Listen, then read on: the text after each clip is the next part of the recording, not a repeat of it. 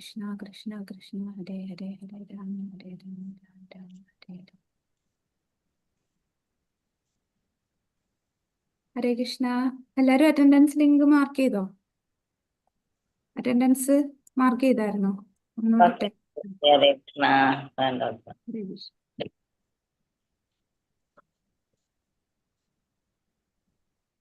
ഹരേ കൃഷ്ണ ഹരേ കൃഷ്ണ കൃഷ്ണ കൃഷ്ണ ഹരേ ഹരേ.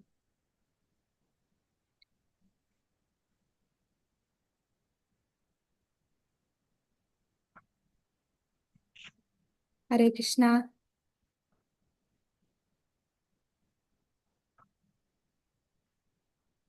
ഓം നമോ ഭഗവതേ വാസുദേവായ. ഓം നമോ ഭഗവതേ വാസുദേവായ. ഓം നമോ ഭഗവതേ വാസുദേവായ.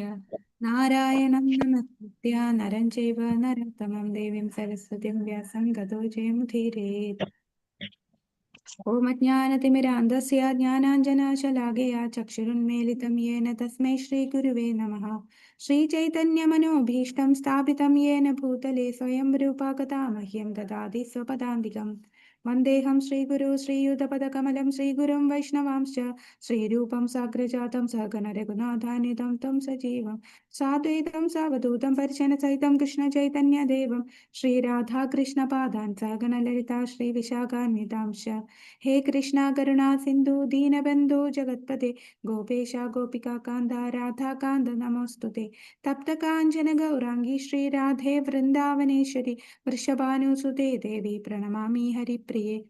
വാഞ്ചാകൽപതരുഭ്യശ്ച കൃപാ സിന്ധുഭ്യ ഏവ ച പതിതാനാം പാവനേഭ്യോ വൈഷ്ണവേഭ്യോ നമോ നമഃ.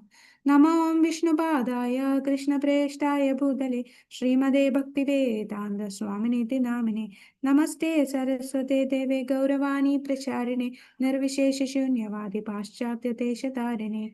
जय श्री कृष्ण चैतन्य प्रभु नित्यानंद श्री अद्वैत गदाधर श्रीवासादि गौर भक्त वृंद. हरे कृष्णा कृष्णा कृष्णा हरे हरे हरे राम राम राम हरे हरे. हरे कृष्णा कृष्णा कृष्णा हरे हरे हरे राम राम राम हरे हरे. हरे कृष्णा कृष्णा कृष्णा हरे हरे हरे राम राम राम हरे हरे. ഹരേ കൃഷ്ണ. കൃഷ്ണ മാതാജി പ്രണാമം. ഹരേ കൃഷ്ണ. ഹരേ കൃഷ്ണ. അപ്പൊ നമ്മള് ഭക്തിശാസ്ത്രയില് ഭക്തിരസാമൃത സിന്ധു ഇന്ന് അധ്യായം 1 കടക്കുകയാണ്. അപ്പോൾ നമുക്ക് ഇത് ഭക്തിരസാമൃത സിന്ധു രചിച്ചത് രൂപഗോസ്വാമി. അപ്പൊ ആ ഗോസ്വാമിമാരുടെ ുള്ള സമർപ്പണം കൂടെ നമുക്ക് ചെയ്യാം. കാരണം ഇത് നമുക്ക് മനസ്സിലാക്കണമെങ്കിൽ തീർച്ചയായിട്ടും അവരുടെ കാരുണ്യം വേണം. നാനാശാസ്ത്രവിചാരണൈക നിപുണോ സദ്ധർമ്മ സംസ്ഥാപകോ ലോകാനാം ഹിതകാരിണോ ത്രിഭുവനേ മാന്യോ ശരണ്യാകരോ. രാധാകൃഷ്ണപദാരവിന്ദ ഭജനാനന്ദേന മത്താലികോ വന്ദേ രൂപ സനാതനോ രഘുയുഗോ ശ്രീജീവ ഗോപാലകോ. ഹരേ കൃഷ്ണ.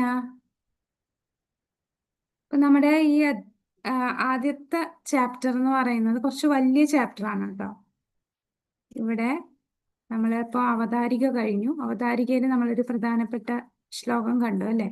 2 ശ്ലോകങ്ങൾ കണ്ടു. അതിൽ ഏറ്റവും പ്രധാനപ്പെട്ട ശ്ലോകം ആദ്യത്തെ 11ാമത്തെ ശ്ലോകം ഏതാണ്? അന്യാഭിലാഷിതാശൂന്യം ആ ശ്ലോകം. അപ്പൊ അതിലെ ഓരോ വാക്കുകളും എന്താണ് നമ്മുടെ രൂപഗോസ്വാമി ഉദ്ദേശിച്ചതെന്ന് നമ്മൾ കണ്ടു. ഭക്തി, ഉത്തമ ഭക്തി എന്ന് പറഞ്ഞാൽ വേറെ ഒരു ലൂപ്ഹോളും ഇല്ലാതെ കറക്റ്റ് ക്ലിയർ കട്ട് ആയിട്ട് എന്താണ് ഉത്തമ ഭക്തി എന്ന് അദ്ദേഹം നമുക്ക് ആ ശ്ലോകത്തിലൂടെ പറഞ്ഞു തന്നു. കൂടാതെ അദ്ദേഹം ഈ ശ്ലോകം ഏത് ശ്ലോകത്തിൽ നിന്നാണ് എടുത്തത്?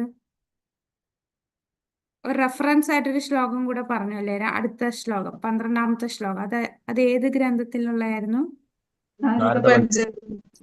നാരദ പഞ്ചരാത്രത്തിൽ നിന്നുള്ള സർവോപാധി വിനിർമുക്തം തത്പരത്തേന നിർമ്മലം ഋഷിക്കേന ഋഷികേശ സേവനം ഭക്തിരിച്ചത്. അപ്പൊ അതിൽ നിന്ന് അതിൽ വെച്ചിട്ടാണ് അദ്ദേഹം ഈ ഒരു ശ്ലോകം അന്യാഭിലാഷിത ശൂന്യം എടുത്തത് അല്ലെ. അപ്പൊ ഇനി നമ്മള് അടുത്ത അധ്യായത്തിലേക്ക് കടക്കുകയാണ്. അപ്പൊ നമ്മള് കഴിഞ്ഞ കഴിഞ്ഞ ക്ലാസ്സിൽ കണ്ടതെന്ന് പറഞ്ഞാൽ ശുദ്ധമായ ഭക്തിയുടെ നിർവചനം വിശദീകരിച്ചു. സ്വരൂപ തടസ്ഥ ലക്ഷണവുമായി ബന്ധപ്പെട്ട സേവനം, ശുദ്ധവും സമിഷ്ടവുമായ ഭക്തി സേവനത്തിന്റെ ഉദാഹരണങ്ങൾ, അല്ലെ, ശുദ്ധഭക്തിയും അല്ലാത്ത ഉത്തമ ഭക്തിക്ക് നമ്മൾ കുറച്ച് ഉദാഹരണങ്ങളൊക്കെ കണ്ടു. പിന്നെ നമ്മളപ്പോ ഇന്നത്തെ പാഠം അധ്യായം 1 ശുദ്ധ ഭക്തി സേവനത്തിന്റെ സവിശേഷ ലക്ഷണം. പരിശുദ്ധ ഭക്തി സേവനത്തിന്റെ സവിശേഷ ലക്ഷണങ്ങളാണ്. അപ്പൊ 6 ലക്ഷണങ്ങളാണ് ശുദ്ധ ഭക്തി സേവനത്തിന്റെ ലക്ഷണങ്ങൾ എന്ന് പറയുന്ന 6 ഉണ്ട്. അതാണ് നമ്മൾ കാണാൻ പോകുന്നത്. ഇപ്പൊ ശുദ്ധ ഭക്തി സേവനത്തിന്റെ 6 സവിശേഷതകൾ. അപ്പൊ അതിനു മുമ്പ് നമുക്ക് ബുക്കിലൊന്ന് നോക്കാം. ആദ്യത്തെ പാരഗ്രാഫില് അധ്യായം 1 പരിശുദ്ധ ഭക്തി സേവനത്തിന്റെ സവിശേഷ ലക്ഷണം. ശ്രീമദ് ഭാഗവതത്തിന്റെ തൃതീയ സ്കന്ധത്തിൽ 29 അധ്യായം 12-13 ശ്ലോകങ്ങളിൽ ശ്രീ കപിലദേവൻ അമ്മയ്ക്ക് നൽകുന്ന ഉപദേശങ്ങളുടെ കൂട്ടത്തിൽ പരിശുദ്ധ ഭക്തി സേവനത്തിന്റെ സവിശേഷ ലക്ഷണങ്ങളെ കുറിച്ച് ഇപ്രകാരം പറയുന്നു. അപ്പൊ അതൊന്ന് വായിക്കാമോ? എന്താണ് പരിശുദ്ധ ഭക്തി സേവനത്തെ കുറിച്ച് കപിലദേവൻ തന്റെ ആർക്കാണ് പറഞ്ഞു കൊടുക്കുന്നത്? അമ്മയായ ദേവഹൂതിക്ക് പറഞ്ഞു കൊടുക്കുന്നത്. അമ്മയ്ക്ക് പറഞ്ഞു. വായിച്ചോളൂ. ഹരേ കൃഷ്ണ മാതാജി.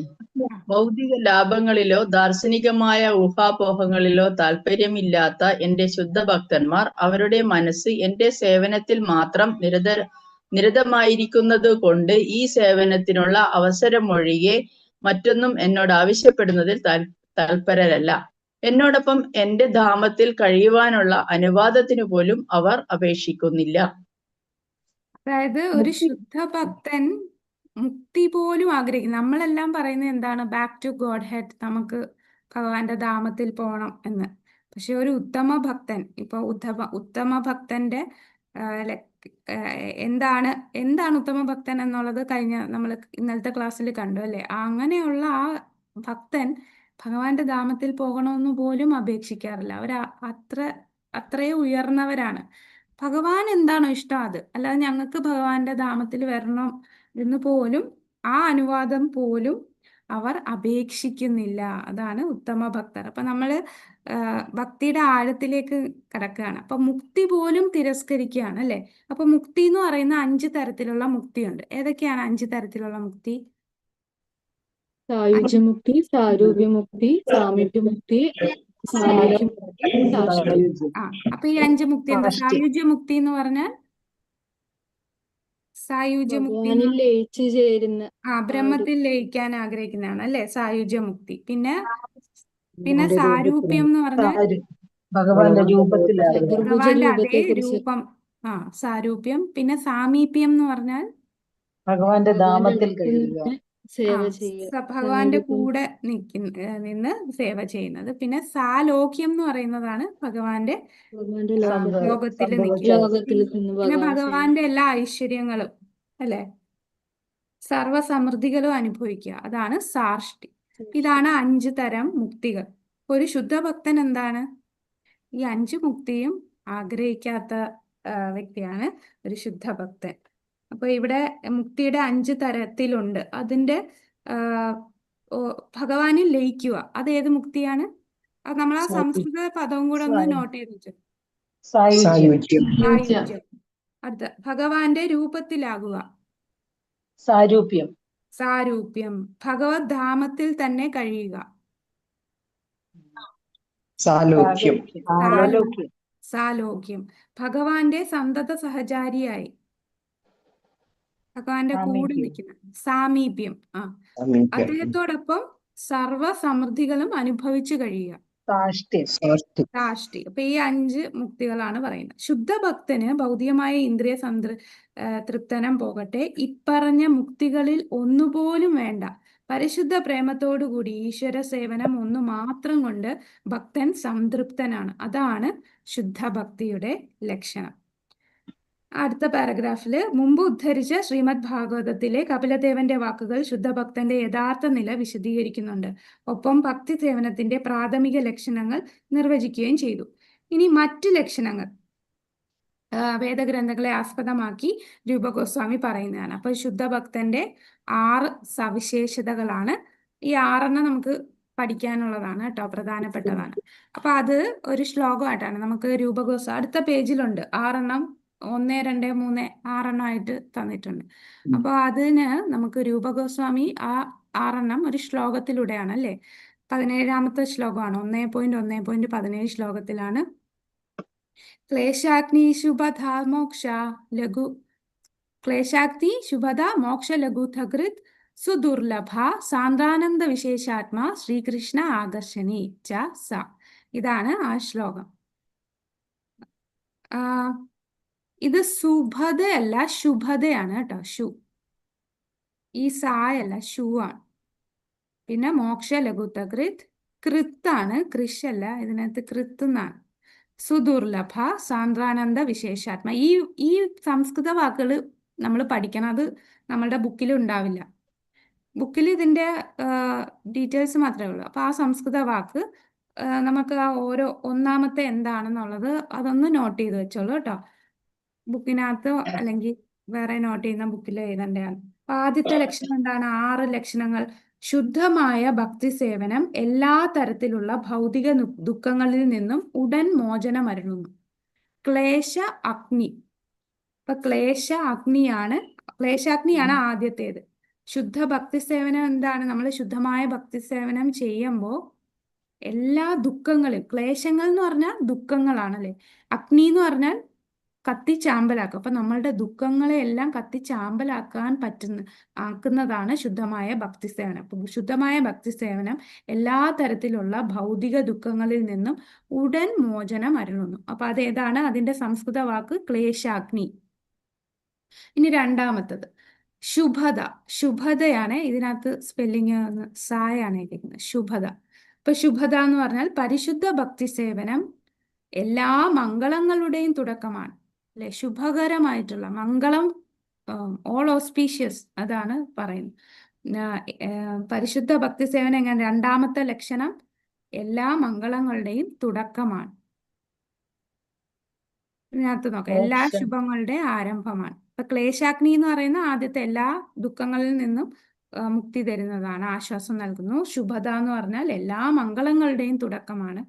ഇനി അടുത്തത് അടുത്ത ഇതില് 3 പറയുന്നത് ഇതിൽ 5-മത്തെയാണ്.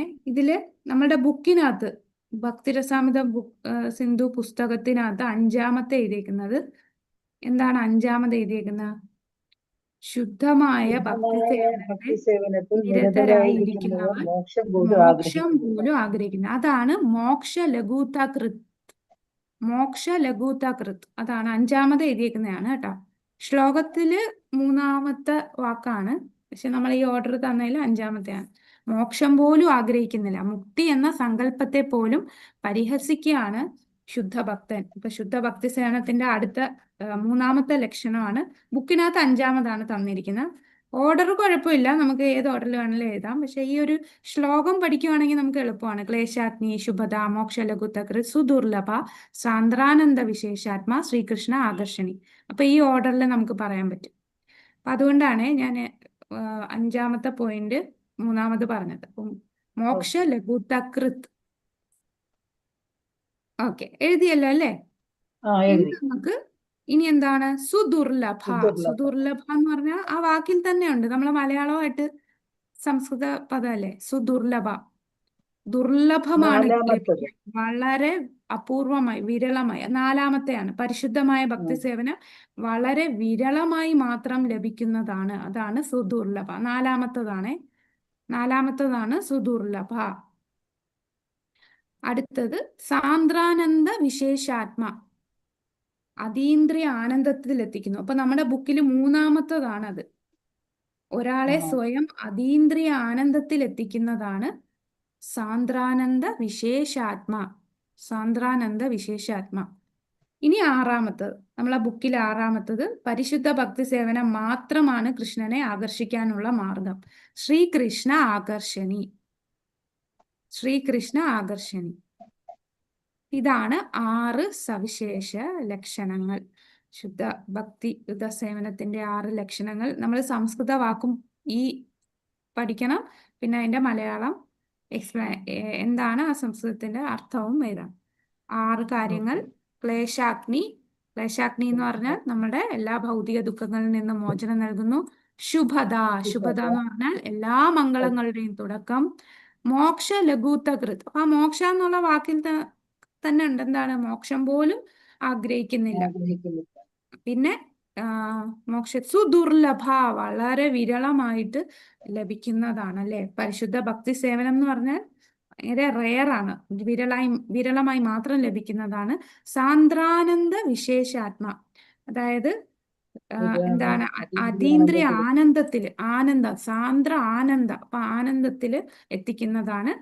പിന്നെ എല്ലാത്തിനെയും ആകർഷിക്കുന്ന അല്ലെ, കൃഷ്ണനെ ആകർഷിക്കാനുള്ള ഒരേ ഒരു മാർഗമാണ് ശുദ്ധമായ ഭക്തി, ശ്രീകൃഷ്ണ ആകർഷണം. അപ്പൊ ഇത് നമുക്ക് സാധനാഭക്തി, ഭാവഭക്തി, പ്രേമഭക്തി, ഈ 3 ഭക്തിയിൽ വരുമ്പോൾ ആദ്യത്തെ 2 ക്ലേശാഗ്നി, ശുഭദ എന്ന് പറയുന്നത് സാധനാഭക്തിയിൽ വരുന്നതാണ്. ഈ 6 2 സാധന, പിന്നെ അത് നമുക്ക് നോക്കാം. അപ്പൊ ആദ്യത്തെ 2 സാധനാഭക്തി ചെയ്യുമ്പോൾ തന്നെ നമുക്കുണ്ടാവുന്ന സവിശേഷതയാണ് ക്ലേശാഗ്നി. നമ്മുടെ ദുഃഖത്തിൽ നിന്ന് മോചനം ലഭിക്കുന്നു, പിന്നെ എല്ലാ മംഗളങ്ങളും ഉണ്ടാകുന്നു. അതാണ് സാധനാഭക്തി. അടുത്ത 2 അതായത് അടുത്ത 2 ഏതാ? മോക്ഷലഘൂതകൃതും ആ സുദുർലഭ മോക്ഷലഘുതകൃത്, അത് 2 ഏതില് വരും? ഭാവഭക്തി. അപ്പൊ ഭാവഭക്തി എന്ന് പറയുമ്പോൾ ഓൾറെഡി ആദ്യത്തെ സാധനാഭക്തിയിലുള്ളത് ഓൾറെഡി ഉണ്ട്. കൂടാതെ ഭാവഭക്തിയിൽ എത്തുമ്പോഴാണ് ഈ രണ്ട് ലക്ഷണങ്ങളും കൂടെ വരുന്നത്. ഇതിനകത്ത് ലഘൂതകൃത് എന്ന് എഴുതിയോളൂ. മോക്ഷ ലഘൂതകൃത്താണ്. മോക്ഷ ലഘൂതകൃത് സുദുർലഭ. ഇത് ഭാവഭക്തിയിലെത്തുമ്പോൾ ഈ 2 സവിശേഷതകൾ ഉണ്ടാകുന്നു. ഇനി അടുത്ത 2 ഏതായിരിക്കും? സാന്ദ്രാനന്ദ വിശേഷാത്മ, പ്രേമഭക്തി. അപ്പൊ പ്രേമഭക്തിയിൽ എത്തുമ്പോഴാണ് മൊത്തം 6 വരുന്നത്. നമ്മളിപ്പോ സാധനാഭക്തി ചെയ്യാണ്. അപ്പൊ സാധനാഭക്തിയിലാണ് ഈ 2 ഉണ്ടാവുക. ഭാവഭക്തിയിൽ എത്തുമ്പോഴാണ് മോക്ഷലഘുതകൃത് സുദുർലഭം ഉണ്ടാകുന്നത്. ഇനി പ്രേമഭക്തി എന്ന് പറയുമ്പോൾ സാന്ദ്രാനന്ദ വിശേഷാത്മ ശ്രീകൃഷ്ണ ആകർഷണി. അപ്പൊ ഇതാണ് നമ്മുടെ 6 സവിശേഷതകൾ. ഇനി നമ്മൾ ഇതില് സാധനാഭക്തി ക്ലേശാഗ്നി, ശുഭദ, ഭാവഭക്തിയില് സുദുർലഭ മോക്ഷലഘുതകൃത്, പ്രേമഭക്തിയില് ശ്രീകൃഷ്ണ ആകർഷണി, സാന്ദ്രാനന്ദ വിശേഷാത്മ ശ്രീകൃഷ്ണ ആകർഷണി. അപ്പൊ ഇനി നമ്മൾ കാണാൻ പോകുന്നത് ഓരോന്നും നമ്മൾ പഠിക്കുകയാണ്. എന്താണ് ക്ലേശാഗ്നി, എന്താണ് ശുഭദ, മോക്ഷലഘുതകൃത്, സുദുർലഭ, സാന്ദ്രാനന്ദ വിശേഷാത്മ ശ്രീകൃഷ്ണ ആകർഷണി, ഓരോന്നും നോക്കുകയാണ്. അപ്പൊ അടുത്ത ഹെഡിങ് ഭൗതിക ദുഃഖത്തിൽ നിന്ന് മോചനം, അതായത് ക്ലേശാഗ്നിയെ കുറിച്ചാണ് പറയുന്നത്. ഓക്കെ, അപ്പൊ ആ 4ാമത്തെ പേജില് ഹെഡിങ് ഭൗതിക ദുഃഖത്തിൽ നിന്ന് മോചനം എന്ന് പറയുന്ന ക്ലേശാഗ്നി. ക്ലേശ അഗ്നി, ക്ലേശം എന്ന് പറഞ്ഞാൽ ഭൗതികമായിട്ടുള്ള കഷ്ടപ്പാടുകൾ, നമുക്ക് ദുഃഖങ്ങൾ ഉണ്ടാകുന്നു, അതിനെ നശിപ്പിക്കുന്നു. അപ്പോ എന്താണ് നമുക്ക് ദുഃഖം വരാനുള്ള കാരണം? എന്താണ്? എന്തുകൊണ്ടാണ്? കർമ്മഫലല്ലേ മാതാജി? ഭൗതികമായ ആഗ്രഹങ്ങൾ. ഭൗതികമായ എല്ലാ ആഗ്രഹങ്ങൾക്കും നമുക്ക് ദുഃഖം വരുമോ? കർമ്മഫലല്ലേ മാതാജി? കർമ്മഫലം. എന്തുകൊണ്ടാണ് കർമ്മഫലം വരുന്നത്? അതിന്റെ റീസൺ ആണ് നേരത്തെ പറഞ്ഞ ഭൗതികമായ ആഗ്രഹങ്ങൾ അല്ലെ. എല്ലാം കറക്റ്റാണ്. നമുക്ക് ദുഃഖം വരുന്നതിന് കാരണം, ദുഃഖം എന്ന് പറയുന്നത് നമ്മൾ പാപകർമ്മങ്ങൾ ചെയ്യുമ്പോഴാണ്. അപ്പൊ പാപകർമ്മം ചെയ്താൽ ദുഃഖം വരും. പക്ഷെ എന്തുകൊണ്ടാണ് നമ്മൾ പാപകർമ്മം ചെയ്യുന്നത്? കാരണം പാപകർമ്മം ചെയ്യാനുള്ള ആഗ്രഹം നമ്മളുടെ ഉള്ളിൽ വരുന്നു. ആ ആഗ്രഹം കൊണ്ട് നമ്മൾ പാപം ചെയ്യുന്നു. അങ്ങനെ ആ പാപം ചെയ്യുമ്പോൾ നമ്മൾ ദുഃഖിക്കുന്നു. ഓക്കെ അല്ലേ? അത് നമുക്ക് ചിന്തിച്ചാൽ മനസ്സിലാവും. നമ്മൾ പാപം ചെയ്തുകൊണ്ടാണ് നമ്മൾ ദുഃഖിക്കുന്നത്. പാപം ഞാൻ എന്തുകൊണ്ട് ചെയ്തു? എനിക്ക് അതിനുള്ള വാസന, ആഗ്രഹം ഉണ്ടായി, അതുകൊണ്ട് ഞാൻ പാപം ചെയ്തു, അതുകൊണ്ട് ഞാൻ ദുഃഖിക്കുന്നു. എന്തുകൊണ്ടാണ് നമുക്ക് ഈ ആഗ്രഹം വന്നത്? പാപകരമായിട്ടുള്ള ആഗ്രഹം വരാനുള്ള കാരണം എന്താണ്? പാപകരം ആയിട്ടുള്ള കർമ്മം നമ്മൾ ചെയ്യാനുള്ള കാരണം അറിവില്ലാത്തത് കൊണ്ട്. അതാണ് അവിദ്യ. നമുക്ക് അവിദ്യയാണ് ശരിക്കും നമ്മൾ ഈ ക്ലേശങ്ങൾ അനുഭവിക്കാനുള്ള മെയിൻ കാരണം. അവിദ്യ കൊണ്ടാണ് നമ്മളിത് ചെയ്യുന്നത് അല്ലേ? നമുക്കറിയില്ല അല്ലേ? നമ്മൾ കൃഷ്ണാബോധത്തിന് വരുന്നതിന് മുമ്പ് നമ്മൾ എന്തെല്ലാം പാപം ചെയ്യും. നമ്മൾ കൺസെപ്റ്റ് ഭൗതികവാദികളുടെ ഒരു കൺസെപ്റ്റ് വെച്ച് ഞാൻ ആർക്കും ഒരു ദ്രോഹം ചെയ്യണില്ലല്ലോ എന്നുള്ള രീതിയിൽ നമ്മൾ പല കാര്യങ്ങളും ചെയ്യും. നമ്മൾ അതൊന്നും തെറ്റല്ല എന്ന് വിചാരിക്കുന്നു. പക്ഷേ പിന്നീട് നമുക്ക് ഈ ജ്ഞാനം കിട്ടിയപ്പോഴാണ് നമ്മൾ മനസ്സിലായത് ഇങ്ങനൊന്നും അല്ല നമ്മൾ ചെയ്യേണ്ടത്. അപ്പൊ ആ അവിദ്യ കൊണ്ടാണ് നമുക്ക് പാപപരമായിട്ടുള്ള ആഗ്രഹങ്ങൾ വരികയും പാപം ചെയ്യുകയും പിന്നെ ക്ലേശങ്ങൾ അനുഭവിക്കേണ്ടി വരും. അപ്പൊ അവിദ്യ ഇല്ലാതായാൽ നമുക്ക് ക്ലേശങ്ങൾ ഒഴിവാക്കാം. ശുദ്ധ ഭക്തിയുത സേവനത്തിന് വേണ്ടി നമ്മൾ പ്രാക്ടീസ് ചെയ്യുമ്പോൾ, സാധന ചെയ്യുമ്പോൾ നമുക്ക് ആ അവിദ്യ മാറുകയാണ്. അതുകൊണ്ടാണ് നമുക്ക് അപ്പൊ അവിദ്യ ഇല്ലാതാകുമ്പോൾ എന്ത് സംഭവിക്കും? പാപകരമായിട്ടുള്ള ആഗ്രഹം ഇല്ലാതാകുന്നു. പാപകരമായിട്ടുള്ള ആഗ്രഹം ഇല്ലാതാകുമ്പോൾ നമ്മൾ പാപം ചെയ്യുന്നില്ല. പാപം ചെയ്യാതിരിക്കുമ്പോൾ എന്ത് സംഭവിക്കുന്നു? ക്ലേശങ്ങൾ ഇല്ലാതാകുന്നു. അതാണ് ക്ലേശ അഗ്നി. ശുദ്ധമായ ഭക്തി സേവനം എല്ലാത്തരം ഭൗതിക ദുരിതങ്ങളിൽ നിന്നും ഉടനടി ആശ്വാസം നൽകുന്നു. അപ്പം 3 കഷ്ടപ്പാടിന്റെ കാരണങ്ങൾ. ക്ലേശസ്തു പാപ തത് ബീജം അവിദ്യ ചേതി തേ ധൃത. 18ാമത്തെ ശ്ലോകത്തിൽ രൂപഗോസ്വാമി എഴുതിയതാണ്. എന്തുകൊണ്ടാണ് നമുക്ക് ക്ലേശങ്ങൾ വരാൻ കാരണം? നമ്മൾ അവിദ്യ ഉണ്ട്. അവിദ്യ കാരണം നമ്മൾ ഭൗതിക ആഗ്രഹങ്ങൾ ഉണ്ടാകുന്നു. ആ ഭൗതിക ആഗ്രഹങ്ങൾ കാരണം നമ്മൾ പാപകരമായ കാര്യങ്ങൾ ചെയ്യുന്നു. ആ പാപം ചെയ്യുമ്പോൾ നമ്മൾ ക്ലേശങ്ങൾ അനുഭവിക്കുന്നു. അതാണ് ഈ ക്ലേശത്തിന് കാരണം. ക്ലേശത്തിന്റെ കാരണം ശ്രീല രൂപ ഗോസ്വാമി തന്നിട്ടുള്ള ശ്ലോകം ഇതാണ്. ക്ലേശത്തിന് കാരണം അവിദ്യ കാരണം നമ്മൾ ഭൗതിക മോഹങ്ങൾ, ആ മോഹം കാരണം പാപം ചെയ്യുന്നു. ഓക്കെ, ഇനി ഈ പാപത്തിന് 2 പ്രതികരണങ്ങളുണ്ട്. പാപം എന്ന് പറയുമ്പോൾ 2 പ്രതികരണങ്ങളാണ്. പാപത്തിന്, അതായത് നമ്മളിപ്പോ ഒരു തെറ്റ് ചെയ്തു. തെറ്റ് ചെയ്താൽ ഉടൻ തന്നെ നമുക്ക് അതിന്റെ ശിക്ഷ കിട്ടുമോ? ഇല്ല. ഇമ്മീഡിയറ്റ് ആയിട്ട് നമുക്ക് ശിക്ഷ കിട്ടുമോ? അപ്പൊ ഒരാള് സിഗരറ്റ് വലിക്കുന്നു, സിഗരറ്റ് വലിച്ച അപ്പൊ തന്നെ അയാൾക്ക് അസുഖം വരുമോ? ഇല്ല. കുറെ വർഷങ്ങൾ കഴിഞ്ഞിട്ടായിരിക്കും അതിന്റെ പരിണിത ഫലം അനുഭവിക്കേണ്ടി വരുന്നത് അല്ലേ? അതുപോലെ അതാണ് പാപം ചെയ്താൽ ചിലത് പെട്ടെന്ന്, ഇപ്പൊ നമ്മൾ കൈയെടുത്ത് തീയിൽ വെച്ചു, അപ്പൊ തന്നെ നമുക്ക് പൊള്ളും. ചിലത് പെട്ടെന്നായിരിക്കും അതിന്റെ റിയാക്ഷൻ വരുന്നത്, ചിലത് കുറെ കഴിഞ്ഞായിരിക്കും ആ റിയാക്ഷൻ വരുന്നത്. നമ്മളൊരു വിത്ത് ഇടുമ്പോൾ വിത്തിട്ട ഒറ്റയടിക്ക് നമുക്ക് വിത്ത് കിളിച്ച് വരില്ല അല്ലേ? ചില വിത്തുകൾ എന്ന് പറഞ്ഞാൽ 6 മാസം കൊണ്ട് അത് മുളച്ച് വരും, ഫലം തരും. ചിലത് വർഷങ്ങൾ എടുത്തിട്ടായിരിക്കും അത് വളർന്ന് നമുക്ക് ഫലം തരുന്നത്. അതുപോലാണ് നമ്മളെ പാപത്തിന്റെ ബീജം. പാപം ചെയ്തു കഴിഞ്ഞാൽ അതിന്റെ റിയാക്ഷൻ എന്ന് പറഞ്ഞാൽ ഇത് അപ്രാരാബ്ധമാണ്, അപരാധമല്ല, അപ്രാരാബ്ധം. 2 പ്രതികരണമുണ്ട്. ഒന്ന് അപ്രാരാബ്ധം, രണ്ടാമത്തത് പ്രാരാബ്ധം. ഇതിനൊരു സൈക്കിൾ ഉണ്ട്. ആ സൈക്കിൾ നമുക്ക് പഠിക്കണം. അതിനി വരുന്നുണ്ട്, അപ്പൊ നോക്കാം. അപ്പൊ പാപത്തിന്റെ പ്രതികരണങ്ങൾ അപ്രാരാബ്ധമുണ്ട്, പ്രാരാബ്ധമുണ്ട്. അപ്പൊ എനിക്ക് തോന്നുന്നത് നോക്കട്ടെ നമ്മൾ. ഓക്കെ, കാണുന്നുണ്ടോ ഈ സ്ക്രീൻ? ഉണ്ട് മാതാജി. ഈ സൈക്കിൾ കാണുന്നുണ്ടോ? Cycle of sinful life. ഇല്ല. മാതാജി. ഇല്ലല്ലേ? പാപം എന്നുള്ളതേ കാണുന്നത്. ഓക്കെ ഓക്കെ, അത് ഒന്നുകൂടെ എടുക്കാവേ.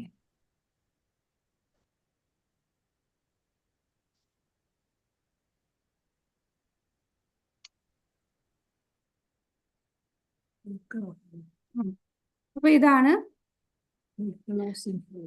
അപ്രാരാബ്ധ, പ്രാരാബ്ധ, അപ്രാരാബ്ധ, പ്രാരാബ്ധ.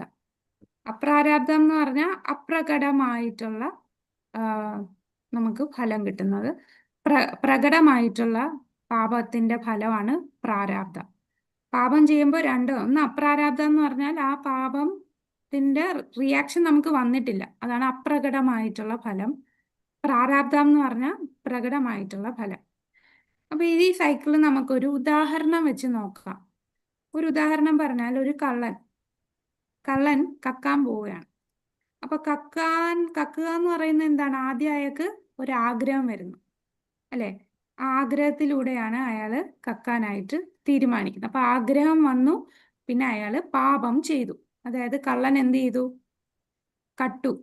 അതൊരു പാപപ്രവൃത്തിയാണ്.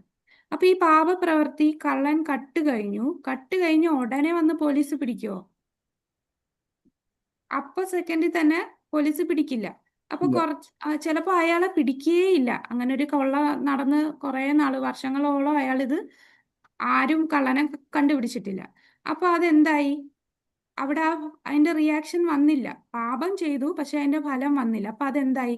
അപ്രാരാബ്ധയായിട്ട് കിടക്കുകയാണ്. അതായത് അപ്രകടമായിട്ടുള്ള ഫലം, അതിന്റെ റിയാക്ഷൻ വരാത്ത ഒരു അവസ്ഥയാണ് അപ്രാരാബ്ധ.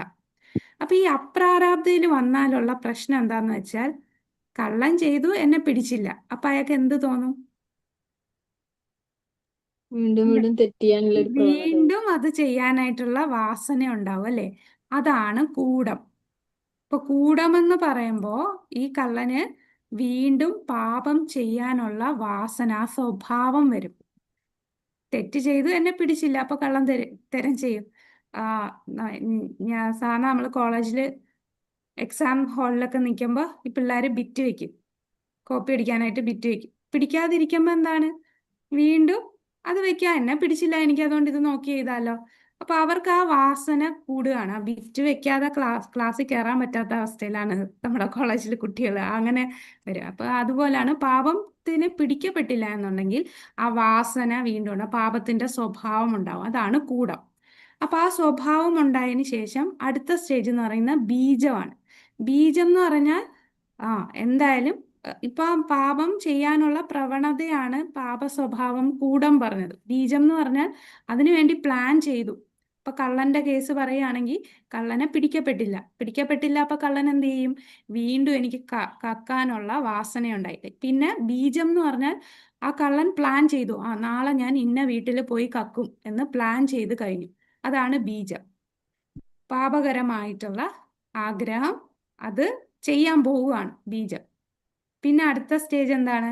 പ്ലാൻ ചെയ്ത് കഴിഞ്ഞാൽ അടുത്ത സ്റ്റേജിൽ വീണ്ടും പാപം ചെയ്യുന്നു. അപ്പൊ അതിങ്ങനെ സൈക്കിളായിട്ട് പോവാണ്. അപ്രാരാബ്ധ, കൂടം, ബീജം, പാപം. അപ്രാരാബ്ധ, കൂടം, ബീജം, പാപം. പിന്നെ കുറച്ച് കഴിയുമ്പോഴായിരിക്കും എന്ത് സംഭവിക്കുക? കള്ളനെ പോലീസ് പിടിക്കും. പോലീസ് പിടിച്ചു കഴിഞ്ഞാൽ പ്രാരാബ്ധയായി, അല്ലേ? പിന്നെ ജയിലിൽ കൊണ്ടിടുന്നു, അവിടെ കിടന്ന് പിന്നെ അനുഭവിക്കും, ക്ലേശങ്ങൾ അനുഭവിക്കും. അപ്പൊ അപ്രാരാബ്ധ എന്ന് പറഞ്ഞാൽ പിടിക്കപ്പെടുന്നതിന് മുമ്പ്, ആ റിയാക്ഷൻ വരുന്നതിന് മുമ്പുള്ള അവസ്ഥയാണ്. പക്ഷെ കുറച്ചു കാലങ്ങൾ കഴിയുമ്പോൾ അത് പ്രാരാബ്ധ കർമ്മമായിട്ട് മാറും. പ്രാരാബ്ധം എന്ന് പറഞ്ഞാൽ ആ ചെയ്ത കർമ്മത്തിന്റെ ഫലം അനുഭവിക്കുന്നു. പിന്നെ അനുഭവിക്കുമ്പോൾ എന്താണ്? ക്ലേശങ്ങൾ ഉണ്ടാവുകയാണ്. ഈ സൈക്കിള് മനസ്സിലായി? ഈ സൈക്കിള് പ്രധാനപ്പെട്ടതാണ് കേട്ടോ. അപ്പൊ ഈ സൈക്കിള് എല്ലാത്തിന്റെ തുടക്കം എവിടെയാണ്? ഈ സൈക്കിളിനെ മൊത്തം നിർത്താനായിട്ട് നമുക്ക് എന്ത് ചെയ്താൽ മതി? പറഞ്ഞോളൂ മാതാജി. വിദ്യ. അവിദ്യയാണ്, ഈ അറിവില്ല, അജ്ഞാനം കൊണ്ടാണ് ഈ സൈക്കിളിൽ വരുന്നത്, അല്ലേ? അപ്പൊ ഇവിടെ തന്നെ ഈ അവിദ്യ തന്നെ ഇല്ലാതായാൽ പിന്നെ നമ്മൾ ഈ സൈക്കിളിലോട്ട് കയറത്തേ ഇല്ല. അവിദ്യ തന്നെ നമ്മൾ ഇല്ലാതാക്കിയാണ് വേണ്ടത്. പാപകരമായ പ്രതികരണങ്ങളിലെ 4 ഘട്ടങ്ങളുണ്ട്. അപ്പൊ പാപത്തിന്റെ 4 ഘട്ടങ്ങൾ എന്ന് പറയുന്നത് ഏതൊക്കെയാണ്? പാപത്തിന്റെ 4 ഘട്ടങ്ങൾ: അപ്രാരാബ്ധ, കൂടം, ബീജം, പ്രാരാബ്ധ. അപ്രാരാബ്ധ, പ്രാരാബ്ധ, കൂടം, ബീജം. ഇതാണ് പാപത്തിന്റെ 4 ഘട്ടങ്ങൾ. ഇതിനകത്ത് കൂടമെന്ന് പറഞ്ഞാൽ അത് ഇവിടെ 7ാമത്തെ പേജിലുണ്ട് കേട്ടോ. ഇതിനെക്കുറിച്ച് വിശദീകരിക്കുന്നുണ്ട് 7ാമത്തെ പേജിൽ. പാപകർമ്മങ്ങൾ കൊണ്ടുണ്ടാകുന്ന ഫലങ്ങളെ 4 തരത്തിലാണ് പത്മപുരാണം പറയുന്നത്. ഫലപ്രാപ്തിയിൽ എത്താത്തത് അതേതായിരിക്കും? ഫലപ്രാപ്തിയിൽ എത്താത്തത് എന്ന് പറയുന്നത് ഏതാ? ഈ 4എണ്ണത്തിൽ ഏതാണ്? കൂടം. അപ്രാരാബ്ധമാണ് കേട്ടോ. ഫലപ്രാപ്തിയിൽ എത്താത്തത് എന്ന് പറയുന്നത് അപ്രാരാബ്ധമാണ്. ഫലപ്രാപ്തിയിൽ എത്തിയില്ല, കാരണം അതിന്റെ പാപം ചെയ്തതിന്റെ ഫലം എത്തിയില്ല, അതാണ് അപ്രാരാബ്ധം. ഇനി 2ാമത്തത് വിത്തായിട്ട് കിടക്കുന്നു. വിത്തായിട്ട് കിടക്കുക എന്ന് പറഞ്ഞാൽ അപ്രാരാബ്ധം ചെയ്തു കഴിഞ്ഞാൽ പിന്നെ എന്താവും? നമുക്ക് എന്താണ്? അതിന്റെ വാസന കിടക്കുകയാണ്. ആ വാസനയാണ് കൂടമാണ്. അപ്പൊ 2ാമത് വിത്തായിട്ട് കിടക്കുന്നതെന്ന് പറയുന്നത് കൂടം. പിന്നെ ഈ വിത്ത് പാകമാകുന്നു, അതായത് ആ വാസനയുണ്ട്. വാസന വന്നു കഴിഞ്ഞപ്പോൾ അവന് തെറ്റ് ചെയ്യാനായിട്ട് ഉള്ള പ്രവണത കൂടുതലായി. അവനത് പ്ലാൻ ചെയ്യാൻ തുടങ്ങി, ഞാൻ ഇത് ചെയ്യും. അപ്പൊ അതെന്തായി? ബീജമായി. പിന്നെ അടുത്തത് മിക്കവാറും പാകമായത് എന്ന് ഉദ്ദേശിക്കുന്ന പ്രാരാബ്ധം, അതായത് അതിന്റെ ഫലം പാകമായി തുടങ്ങി, പ്രാരാബ്ധമാണ് അടുത്തത്. അപ്പൊ അപ്രാരാബ്ധം, കൂടം, ബീജം, പ്രാരാബ്ധം, ഈ 4 പാപകർമ്മങ്ങൾ ചെയ്യുന്നത് കൊണ്ടുള്ള 4 ഫലങ്ങൾ എന്ന് പറയുന്നത്. അപ്പോ ഈ ക്ലേശമെല്ലാം മാറാനായിട്ട് നമ്മൾ ഈ അവിദ്യയെ ഇല്ലാതാക്കിയാൽ മതി, അല്ലേ? അപ്പൊ നമ്മളുടെ മറ്റേ സ്ലൈഡിലേക്ക് കടക്കാം. ഇനി ആ സ്ലൈഡ് നോക്കുമ്പോൾ മനസ്സിലാവും കേട്ടോ, നമ്മളെ നേരത്തെ കണ്ട സ്ലൈഡ്. അപ്പോൾ നമ്മളിപ്പോ നമ്മളുടെ ഒരു ഉദാഹരണം പറഞ്ഞാൽ ഒരു കുട്ടി ജനിക്കുന്നു. ഒരു കുട്ടി ജനിച്ചു കഴിയുമ്പോൾ അതിന്റെ ഹൊറോസ്കോപ്പ് എടുക്കുന്നു, അല്ലേ? അതിന്റെ ജാതകം നോക്കുന്നു. അപ്പൊ എന്താ പറയാ? ജാതകം നോക്കിയിട്ട് പറയും, ഈ കുട്ടി ഇത്ര വയസ്സ് വരെ കുറച്ച് ക്ലേശങ്ങൾ കാണും, പിന്നെ അവന്റെ ദശ മാറും, പിന്നെ അവന് നല്ല സമയമായിരിക്കും, 15-ാമത്തെ വയസ്സിൽ അവന് മുന്നേറ്റം വരും, ഇത്ര വയസ്സിൽ അവൻ കല്യാണം കഴിക്കും, 40-ാമത്തെ വയസ്സിൽ അവനൊരു ഹാർട്ട് അറ്റാക്ക് വരും, ഇത്ര വയസ്സ് വരെ ജീവിതമുള്ളൂ, അതുകൊണ്ട് തീരുന്നു എന്നൊക്കെ പറയും. ഇതൊക്കെ ഏതാണ്?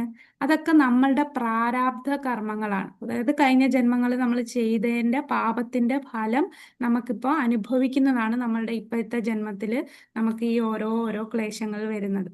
അപ്പൊ ഈ ജന്മത്തിൽ നമ്മൾ ഈ ക്ലേശങ്ങളൊക്കെ അനുഭവിച്ചുകൊണ്ടിരിക്കുമ്പോഴും നമ്മൾ എന്താണ്, നമുക്ക് ഈ അവിദ്യ ഉണ്ടെങ്കിൽ വീണ്ടും നമ്മൾ പാപങ്ങൾ ചെയ്തുകൊണ്ടിരിക്കും. അപ്പൊ ഇതിന്റെ ഫലം അടുത്ത ജന്മം വരാം, അല്ലെങ്കിൽ ഈ ജന്മം തന്നെ അനുഭവിക്കാം. അപ്പൊ അതിങ്ങനെ ജനന മരണ ചക്രത്തിൽ വന്ന് ഇങ്ങനെ അനുഭവിച്ചു കൊണ്ടേയിരിക്കുന്നു. അപ്പൊ അതാണ് പ്രാരാബ്ധ കർമ്മം. പ്രാരാബ്ധ കർമ്മം എന്ന് പറഞ്ഞാൽ നമ്മളുടെ ഈ ജന്മം നമ്മളിപ്പോ ക്ലേശങ്ങൾ അനുഭവിക്കുന്നതാണ് പ്രാരാബ്ധ കർമ്മം. ഇപ്പൊ ചിലപ്പോ ജനിക്കുമ്പോഴേ അംഗവൈകല്യത്തോടെ ആയിരിക്കും ജനിക്കുക. ചിലർക്ക് എന്തെങ്കിലും കേസുകൾ കാണും. ചിലർക്ക് പഠിക്കാനുള്ള അല്ലെങ്കിൽ ബുദ്ധി കുറവായിട്ടായിരിക്കും വരിക. അപ്പൊ ഇതൊക്കെ പ്രാരാബ്ധ കർമ്മങ്ങളാണ്. അതിനെക്കുറിച്ച് ഇവിടെ ശ്രീല പ്രഭുപാദര് നമ്മുടെ ഇതിനകത്ത് പറയുന്നുണ്ട്. പ്രാരാബ്ധം എന്ന് പറയുമ്പോൾ ഏതൊക്കെ വരും? രോഗം ബാധിക്കുമ്പോൾ അതിന്റെ കാരണം പെട്ടെന്ന് പൊട്ടി വീഴുന്ന വെള്ളം, അതുകൊണ്ട് സമയമെടുക്കും. രോഗബാധ തുടർന്ന് ഡോക്ടറിന്റെ അതല്ല, എവിടെയോ ഒരു ഭാഗത്ത് പറഞ്ഞിട്ടുണ്ടായിരുന്നു ഈ പ്രാരാബ്ധ കർമ്മങ്ങൾ എന്ന് പറയുമ്പോൾ നമ്മളിപ്പോ അനുഭവിക്കുന്ന, ഒന്ന് വായിച്ചു നോക്കിയാൽ മനസ്സിലാവും കേട്ടോ. അതായത് ഇപ്പൊ 5-ാമത്തെ പേജിലുണ്ട്. 5-ാമത്തെ പേജിലെ 2-ാമത്തെ പാരഗ്രാഫ് ഒന്ന് വായിക്കാമോ? 5-ാമത്തെ പേജിലെ 2-ാമത്തെ പാരഗ്രാഫ്. വായിക്കട്ടെ മതിജി? വായിച്ചോളൂ. ഇങ്ങനെ പാപകർമ്മങ്ങളുടെ പരമ്പര തന്നെയുണ്ട്. അവയ്ക്ക് ഓരോന്നിനും തക്കതായ ദുഃഖങ്ങളും. ഈ പാപകർമ്മങ്ങൾ കാരണം ബദ്ധാത്മാക്കൾ നിരവധി ജന്മം കഷ്ടപ്പെടുകയും ചെയ്യും. ഇപ്പോൾ അനുഭവിക്കുന്നത് ഗതകാലത്തെ പാപകർമ്മങ്ങളുടെ ഫലമാണ്. ഒപ്പം ഈ ജന്മത്തിൽ വരും ജന്മങ്ങളിലെ കഷ്ടപ്പാടുകൾക്കായി പാപകർമ്മങ്ങൾ ചെയ്തു കൂട്ടുന്നവരുമുണ്ട്. മാറാരോഗം, നിരന്തരമായ നിയമവ്യവഹാരം, ഹീന കുടുംബങ്ങളിൽ ജനിക്കൽ, വിദ്യാവിഹീനത, വൈരുദ്ധ്യം എന്നിവയൊക്കെ പാകമായ പാപകർമ്മങ്ങളുടെ ഫലമാണ്. അതായത് പ്രാരാബ്ധ കർമ്മഫലമാണ് ഈ പറഞ്ഞ മാറാരോഗം ഉണ്ടാകുക, നിരന്തരമായിട്ട് എന്തെങ്കിലും കേസ് ഉണ്ടാകുക, ഹീന കുടുംബത്തിൽ ജനിക്കുക, വിദ്യാവിഹീനത, വൈരുദ്ധ്യം, ഇതെല്ലാം പ്രാരാബ്ധ കർമ്മങ്ങൾ അനുഭവിക്കുന്നതാണ്. ഇനി അപ്രാരാബ്ധം എന്ന് പറഞ്ഞാൽ ചിലപ്പോ നമുക്ക് ധൃതരാഷ്ട്രരുടെ കേസ് അറിയാം, അല്ലെ? ധൃതരാഷ്ട്രരുടെ ഈ 100 മക്കളെയും അദ്ദേഹത്തിന് നഷ്ടപ്പെടാൻ, അതിന് എന്ത് പാപമാണ് അദ്ദേഹം ചെയ്തത്? ധൃതരാഷ്ട്ര ചെയ്ത പാപം എന്താണ്? സംസാരിക്കണ്ട. എന്താ മാതാജി? പറഞ്ഞോളൂ. കിളികളുടെ കണ്ണിൽ കുത്തിയാണ്. എപ്പ ചെയ്ത പാപമായിരുന്നു? കഴിഞ്ഞ ജന്മത്തിൽ ചെയ്ത. ഒരുപാട് ജന്മങ്ങൾ മുൻപ്, ഒരുപാട് 50 ജന്മങ്ങൾക്ക് മുമ്പ് ചെയ്തതിന്റെ ഫലമാണ് 50 ജന്മങ്ങൾക്ക് ശേഷം അദ്ദേഹം അനുഭവിക്കുന്നത്, അല്ലെ? അപ്പൊ അത്രയും നാളത് അപ്രാരാബ്ധ കർമ്മമായിട്ട് കിടക്കുമായിരുന്നു. പിന്നെ ഈ 50 ജന്മം കഴിഞ്ഞപ്പോഴാണ് ധൃതരാഷ്ട്രർക്ക്, അപ്പൊ അന്ന് അദ്ദേഹം എന്താണ്, ഒരു പക്ഷിയെ എന്തോ വേടനായിരുന്നു. അപ്പൊ ആ പക്ഷിയെ അമ്പെയ്തപ്പോ പക്ഷിക്ക് കൊണ്ടില്ല. അപ്പൊ പക്ഷി പറന്നുപോയി. അതിന്റെ ദേഷ്യത്തിന് അതിന്റെ മുട്ടകള് 100 മുട്ട എന്തോ ഉണ്ടായിരുന്നു, ആ മുട്ടയെല്ലാം നശിപ്പിച്ചു. അപ്പൊ ആ ചെയ്ത പാപത്തിന്റെ ഫലം അദ്ദേഹം 50 ജന്മങ്ങൾക്ക് ശേഷം. അപ്പൊ അതെന്തുകൊണ്ട് 50 ജന്മം എടുത്തു അദ്ദേഹത്തിന് ഇത് അനുഭവിക്കാനായിട്ട്? കാരണം ഈ 100 മക്കൾ ഉണ്ടാകണമല്ലോ, 100 ആൺമക്കൾ ഉണ്ടാകുക എന്ന് പറഞ്ഞാൽ അത്രയും ജന്മം എടുത്തു അദ്ദേഹത്തിന്. അത്ര പുണ്യം ചെയ്താലേ ഒരു ആൺകുട്ടി ജനിക്കുകയുള്ളൂ. അപ്പൊ ഈ 100 ആൺകുട്ടികൾ അദ്ദേഹത്തിന് വേണമെങ്കിൽ അത്രയും ജന്മം എടുത്താണ് അദ്ദേഹം പുണ്യം കിട്ടിയത്. പിന്നീട് 50 ജന്മങ്ങൾക്ക് മുമ്പ് ചെയ്തതിന്റെ കർമ്മം ഇപ്പോൾ അദ്ദേഹത്തിന് അനുഭവിക്കേണ്ടി വന്നു. അപ്പൊ അതാണ് അപ്രാരാബ്ധ കർമ്മം എന്ന് പറഞ്ഞാൽ നമ്മൾക്ക് ഏത് ജന്മം എന്ന് പറയാൻ പറ്റത്തില്ല. പക്ഷെ തീർച്ചയായിട്ടും നമ്മൾ പാപം ചെയ്താൽ അതിന്റെ കർമ്മം അനുഭവിക്കേണ്ടി വരും. പക്ഷേ ഇതെല്ലാം എങ്ങനെയാണ്? നമ്മളെ ഭക്തിയുത സേവനം ചെയ്യുമ്പോൾ, അതാണ് ഫസ്റ്റ് സവിശേഷത. ശുദ്ധ ഭക്തിയുത സേവനം ചെയ്യുമ്പോൾ നമുക്ക് ആദ്യം ഉണ്ടാകുന്ന ക്ലേശ അഗ്നി, പാപങ്ങളെയെല്ലാം കത്തിച്ച് കളയാണ്. അപ്പൊ ഒരു വിത്തിനെ കത്തിച്ചിട്ട് മണ്ണിലിട്ട് കഴിഞ്ഞാൽ അത് കിളിച്ചു വരത്തില്ല, അല്ലെ? അപ്പൊ ആ കത്തിക്കുകയാണ് നമ്മളുടെ ഉള്ളിലുള്ള ആ ബീജം വരെ. അതായത് നമുക്കിപ്പോ എത്രയോ ജന്മങ്ങൾ കഴിഞ്ഞ് അനുഭവിക്കാനുള്ള പാപങ്ങൾ നമുക്ക് ഉണ്ടാവും. അതെല്ലാം കത്തിച്ചു കളയാണ്. ഇനിയുള്ള ജന്മങ്ങളിൽ അത് അനുഭവിക്കേണ്ടി വരില്ല. അത് ഭക്തിയുത സേവനം ചെയ്താൽ മാത്രമേ ഇത് സാധിക്കുള്ളൂ. അടുത്തത് നമുക്ക് പാപപ്രവർത്തികൾ 2 വിധമുണ്ട്. പാകമായതും പാകമാകാത്തതും. പാകമായതെന്ന് പറയുന്നത് ഏതാണ്? പ്രാരാബ്ധം. പാകമാകാത്തത് അപ്രാരാബ്ധം. ഇപ്പോൾ നാം അനുഭവിക്കുന്ന പാപപ്രവർത്തികളെ പാകമായവ എന്ന് വിളിക്കുന്നു. നാം ഇതുവരെ അനുഭവിച്ചിട്ടില്ലാത്ത അനേകം പാപപ്രവർത്തികൾ പാകമാകാത്തവയായി കണക്കാക്കപ്പെടുന്നു. എന്നാമധേയ ശ്രവണാനു കീർത്തനാദി യത്ര ഹവനാദ്യത് സ്മരണാദപി ക്വചിത് സദോപി സത്യഃ സവനായ കൽപ്പതേ കുത പുനസ്തേ ഭഗവാനു ദർശനാത്. ഇത് കപിലദേവൻ ദേവഹൂതിക്ക് പറഞ്ഞു കൊടുക്കുന്നതാണ്. നായയെ ഭക്ഷിക്കുന്ന ഒരു കുടുംബത്തിൽ ജനിച്ച ഒരാൾക്ക് പോലും ഒരിക്കൽ പരമോന്നത ഭഗവാന്റെ വിശുദ്ധ നാമം ഉച്ചരിക്കുകയോ അവിടുത്തെ കുറിച്ച് ജപിക്കുകയോ ഭഗവാന്റെ ലീലകളെ കുറിച്ച് കേൾക്കുകയോ പ്രണാമം അർപ്പിക്കുകയോ ഭഗവാനെ ഓർക്കുകയോ ചെയ്താൽ ഉടനടി വേദയാഗങ്ങൾ നടത്താൻ അർഹതയുണ്ട്. ഇപ്പൊ ഭഗവാന്റെ ആ ഭക്തിയുത സേവനം ചെയ്താൽ ഏത് കുലത്തിൽ, നീചകുലത്തിൽ ജനിച്ചവനാണെങ്കിൽ പോലും അവന് വേദയാഗം ചെയ്യാൻ വരെ അർഹതയുണ്ടെന്ന് ശ്രീമദ് ഭാഗവതത്തിലെ 3.33.6 ദേവഹൂതി കപിലദേവൻ പറയുന്നു. കൃഷ്ണാവബോധത്തിലും ഭക്തി സേവനത്തിലും ഏർപ്പെട്ടിരിക്കുന്ന ഒരാൾ ഭൗതിക പാപപ്രവർത്തനങ്ങളുടെ എല്ലാ മലിനീകരണങ്ങളിൽ നിന്നും മോചിതനായിരിക്കുന്നു എന്നതിൽ സംശയമില്ല. അതുകൊണ്ട് ഭക്തി സേവനത്തിന് പാപപ്രവർത്തികളോടുള്ള എല്ലാത്തര പ്രതികരണങ്ങളെയും യഥാർത്ഥത്തിൽ നിഷ്ഫലമാക്കാനുള്ള ശക്തിയുണ്ട്. അതാണ് കൃഷ്ണാവബോധത്തിന് ഇതിനെല്ലാം നശിപ്പിക്കാനുള്ള ശക്തിയുണ്ട്. അപ്രാരാബ്ധഫലം പാപം കൂടം ബീജം ഫലോന്മുഖം ക്രമേണൈവ പ്രളീയത്തെ വിഷ്ണു ഭക്തിരതാത്മനം. അപ്പൊ ഇത് പത്മപുരാണത്തിലെ ഈ ശ്ലോകത്തിൽ നിന്നാണ് നമ്മളുടെ രൂപഗോസ്വാമി ഈ ശ്ലോകം എടുത്തിട്ടുള്ളത്. ഇതില് നമ്മളിപ്പോ പറഞ്ഞ അപ്രാരാബ്ധ ഫലം, പാപം, കൂടം, ബീജം, ആ സൈക്കിള് നേരത്തെ പറഞ്ഞില്ലേ, ആ സൈക്കിളാണ് ഈ ശ്ലോകത്തിലൂടെ പറഞ്ഞിരിക്കുന്നത്.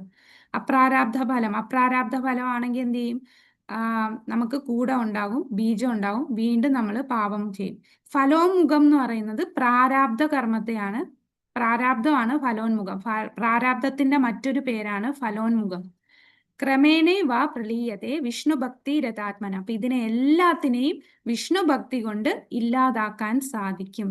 പാപപ്രവൃത്തികരണങ്ങൾ കാരണം 4 തരം ഫലങ്ങൾ ഉണ്ടെന്ന് പത്മപുരാണത്തിൽ പ്രസ്താവിച്ചിട്ടുണ്ട്. പരമാത്മാവായ മഹാവിഷ്ണുവിന് കീഴടങ്ങുകയും പൂർണ്ണ കൃഷ്ണാവബോധത്തോടെ ഭഗവാന്റെ ഭക്തി സേവനത്തിൽ ഏർപ്പെടുകയും ചെയ്യുന്നവർക്ക് ഈ 4 ഫലങ്ങളും ഉടനടി ഇല്ലാതാകുന്നു. അപ്പം കൃഷ്ണാവബോധം, വിഷ്ണു ഭഗവാനോടുള്ള ഭക്തി സേവനം, ഭക്തിയുത സേവനത്തിൽ ഏർപ്പെട്ടാൽ ഈ 4ഉം ഇല്ലാതാകുന്നു. ഇത് നേരത്തെ നമ്മൾ പറഞ്ഞ ആ സൈക്കിളാണ്. ദുഷ്പ്രവർത്തികളുടെ വിവിധ ഘട്ടങ്ങളിൽ തിന്മകൾ ഇവിടെ വിശകലനം ചെയ്യുന്നു. ജീവിതത്തിന്റെ ഇന്നത്തെ ഘട്ടത്തിൽ നാം അനുഭവിച്ചു കൊണ്ടിരിക്കുന്ന ഒന്നാണ് ഫലോന്മുഖ ദുർഗണം. ഫലോന്മുഖ എന്ന് പറഞ്ഞാൽ എന്താണ്? പ്രാരാബ്ധം. പ്രാരാബ്ധ കർമ്മം. നമ്മളിപ്പോ അനുഭവിച്ചുകൊണ്ടിരിക്കുന്ന പ്രാരാബ്ധ കർമ്മമാണ്. വ്യത്യസ്ത തരം നമ്മുടെ ആഗ്രഹങ്ങളാൽ ബീജം ദുരാചാര തൈകൾ നടുന്ന പ്രക്രിയയിലാണ്. ബീജത്തിന്റെ ഘട്ടത്തിന് മുമ്പാണ് കൂടം, അതായത് മുളയ്ക്കുന്ന ഘട്ടത്തിലാണ്. അപ്രാരാബ്ധമാണ് എല്ലാറ്റിന്റെയും ഉറവിടം. ദുഷിച്ച ജീവിതത്തിന്റെ ഈ സംഭരണശാലയിൽ നിന്നാണ് മറ്റെല്ലാ ഘട്ടങ്ങളും വികസിക്കുന്നത്. അല്ലെ? അപ്രാരാബ്ധം ഉണ്ടായത് കൊണ്ടാണ് നമുക്ക് കൂടവും ബീജവും വന്നത്. അല്ലാതെ അപ്പൊ തന്നെ നമുക്ക് റിയാക്ഷൻ വന്നായിരുന്നെങ്കിൽ പിന്നെ ആ ആഗ്രഹത്തിൽ നിന്ന് നമ്മളൊന്ന് പിന്മാറിയാനല്ലേ? ആ ആഗ്രഹം എന്തായാലും എനിക്ക് ശിക്ഷ കിട്ടിക്കഴിയുമ്പോൾ അത് ചെയ്യാൻ പാടില്ല എന്നൊരു തോന്നൽ വന്നു. പക്ഷെ ആ ശിക്ഷ ഉടനെ കിട്ടാത്തത് കൊണ്ട്, അപ്രാരാബ്ധം ആയതുകൊണ്ട് വീണ്ടും നമുക്ക് ആ കൂടവും ബീജവും വരുന്നു. പിന്നെ വീണ്ടും നമ്മൾ പാപം ചെയ്യുന്നു. ഭക്തി സേവന സ്വീകരിക്കുന്നതിലൂടെ ദുഷിച്ച ജീവിതത്തിൽ ഈ ഘട്ടങ്ങളെല്ലാം ഒറ്റയടിക്ക് ഇല്ലാതാകുന്നു. അപ്പോ ഇവിടെ നമ്മളിപ്പം കണ്ടിട്ടില്ലേ, പലരും പാപങ്ങൾ ചെയ്തു കഴിഞ്ഞാൽ, ഇപ്പൊ ഒരു ജ്യോത്സ്യനെ പോയി കാണുമ്പോൾ നിങ്ങൾക്ക് കുറെ പാപം ചെയ്തിട്ടുണ്ട്, കഴിഞ്ഞ ജന്മങ്ങളുടെ പ്രശ്നങ്ങളാണ് ജീവിതത്തിൽ ഈ പ്രശ്നങ്ങളൊക്കെ വരുന്നത്. അപ്പൊ അതുകൊണ്ട് ഈ ജ്യോത്സ്യന്മാരെന്ത് പറയും? ഇന്ന ഇന്ന പൂജ ചെയ്യുക, ഇന്ന യജ്ഞം ചെയ്യുക, അല്ലെ? അങ്ങനെ പല സൊല്യൂഷൻ പറയും. അതൊക്കെ ചെയ്താ നമ്മുടെ ഈ ക്ലേശങ്ങൾ ഇല്ലാതാവുമോ?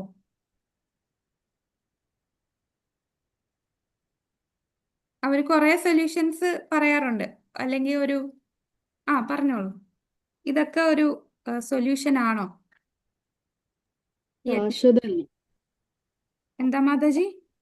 അതൊന്നും ശാശ്വതമായിട്ടുള്ളതല്ല. ശാശ്വതമായിട്ടല്ല. കാരണം എന്താണ്? ഇപ്പൊ അത് വെച്ച് ഓക്കെ, നമ്മൾ ചെയ്ത പാപത്തിനെ ഇല്ലാതാക്കിന്ന് വെച്ചോ. സപ്പോസ് അവര് പറഞ്ഞിരിക്കുകയാണ് ഇന്ന യജ്ഞം ചെയ്താൽ മതി, എല്ലാ പാപവും ഇന്ന പൂജകളൊക്കെ ചെയ്ത്, അപ്പൊ പൂജയൊക്കെ ചെയ്ത് നമ്മൾ ആ നേരത്തെ ചെയ്ത പാപത്തിന്റെ ഫലമെല്ലാം ഇല്ലാതായി. അത് കഴിഞ്ഞാൽ പിന്നെ നമുക്ക് ഒരിക്കലും ക്ലേശം വരാതിരിക്കുവോ? എന്താ ഇല്ല, പ്രശ്നം? അതിലേക്ക് കഴിഞ്ഞു കഴിഞ്ഞാൽ വീണ്ടും വീണ്ടും പാവം ചെയ്യും. വീണ്ടും പാവം ചെയ്യും. പാപം ചെയ്യും അല്ലേ? നമ്മൾ പാപം ചെയ്യും. അതാണ് അതിന് നമ്മുടെ എന്താണ് ശ്രീമദ് ഭാഗവതത്തില് പറയുന്നുണ്ട്, ആനയുടെ ഗുളിക ആന കുളിക്കുന്നത് പോലെ അല്ലേ? ആന കുളിക്കുന്നത് പോലെ. ആന നന്നായിട്ട് കുളിച്ച് ശുദ്ധിയായിട്ട് വരും. അത് കഴിഞ്ഞ് എന്ത് ചെയ്യും? വീണ്ടും മണ്ണ് വീണ്ടും വാരി. മണ്ണ് വാരി ഇടും. വാരി അപ്പോ ഇടും. അതുപോലെ ഈ ക്രിസ്ത്യൻസ് ഒക്കെ ചെയ്യത്തില്ലേ? കുമ്പസരിക്കാൻ പോകും. കുമ്പസരിക്കാൻ പോകും. ഒരാഴ്ച ആ തെറ്റ് ചെയ്തിട്ട് ഞായറാഴ്ച ദിവസം ഞായറാഴ്ച കുമ്പസരിക്കാൻ പോകും. കുമ്പസരിക്കും. അത് കഴിഞ്ഞ് വീണ്ടും ഇവരിത് ചെയ്യും. അപ്പൊ നമ്മള് വീണ്ടും പാപം ചെയ്യാതിരിക്കാനുള്ള ആ ആഗ്രഹത്തെ ഇല്ലാതാക്കിയിട്ടേ കാര്യമുള്ളൂ. അല്ലാതെ ബാക്കി ചെയ്യുന്നതെല്ലാം ചെയ്തിട്ട് പ്രയോജനമില്ല. കാരണം വീണ്ടും നമ്മൾ പാപം ചെയ്യാണ്.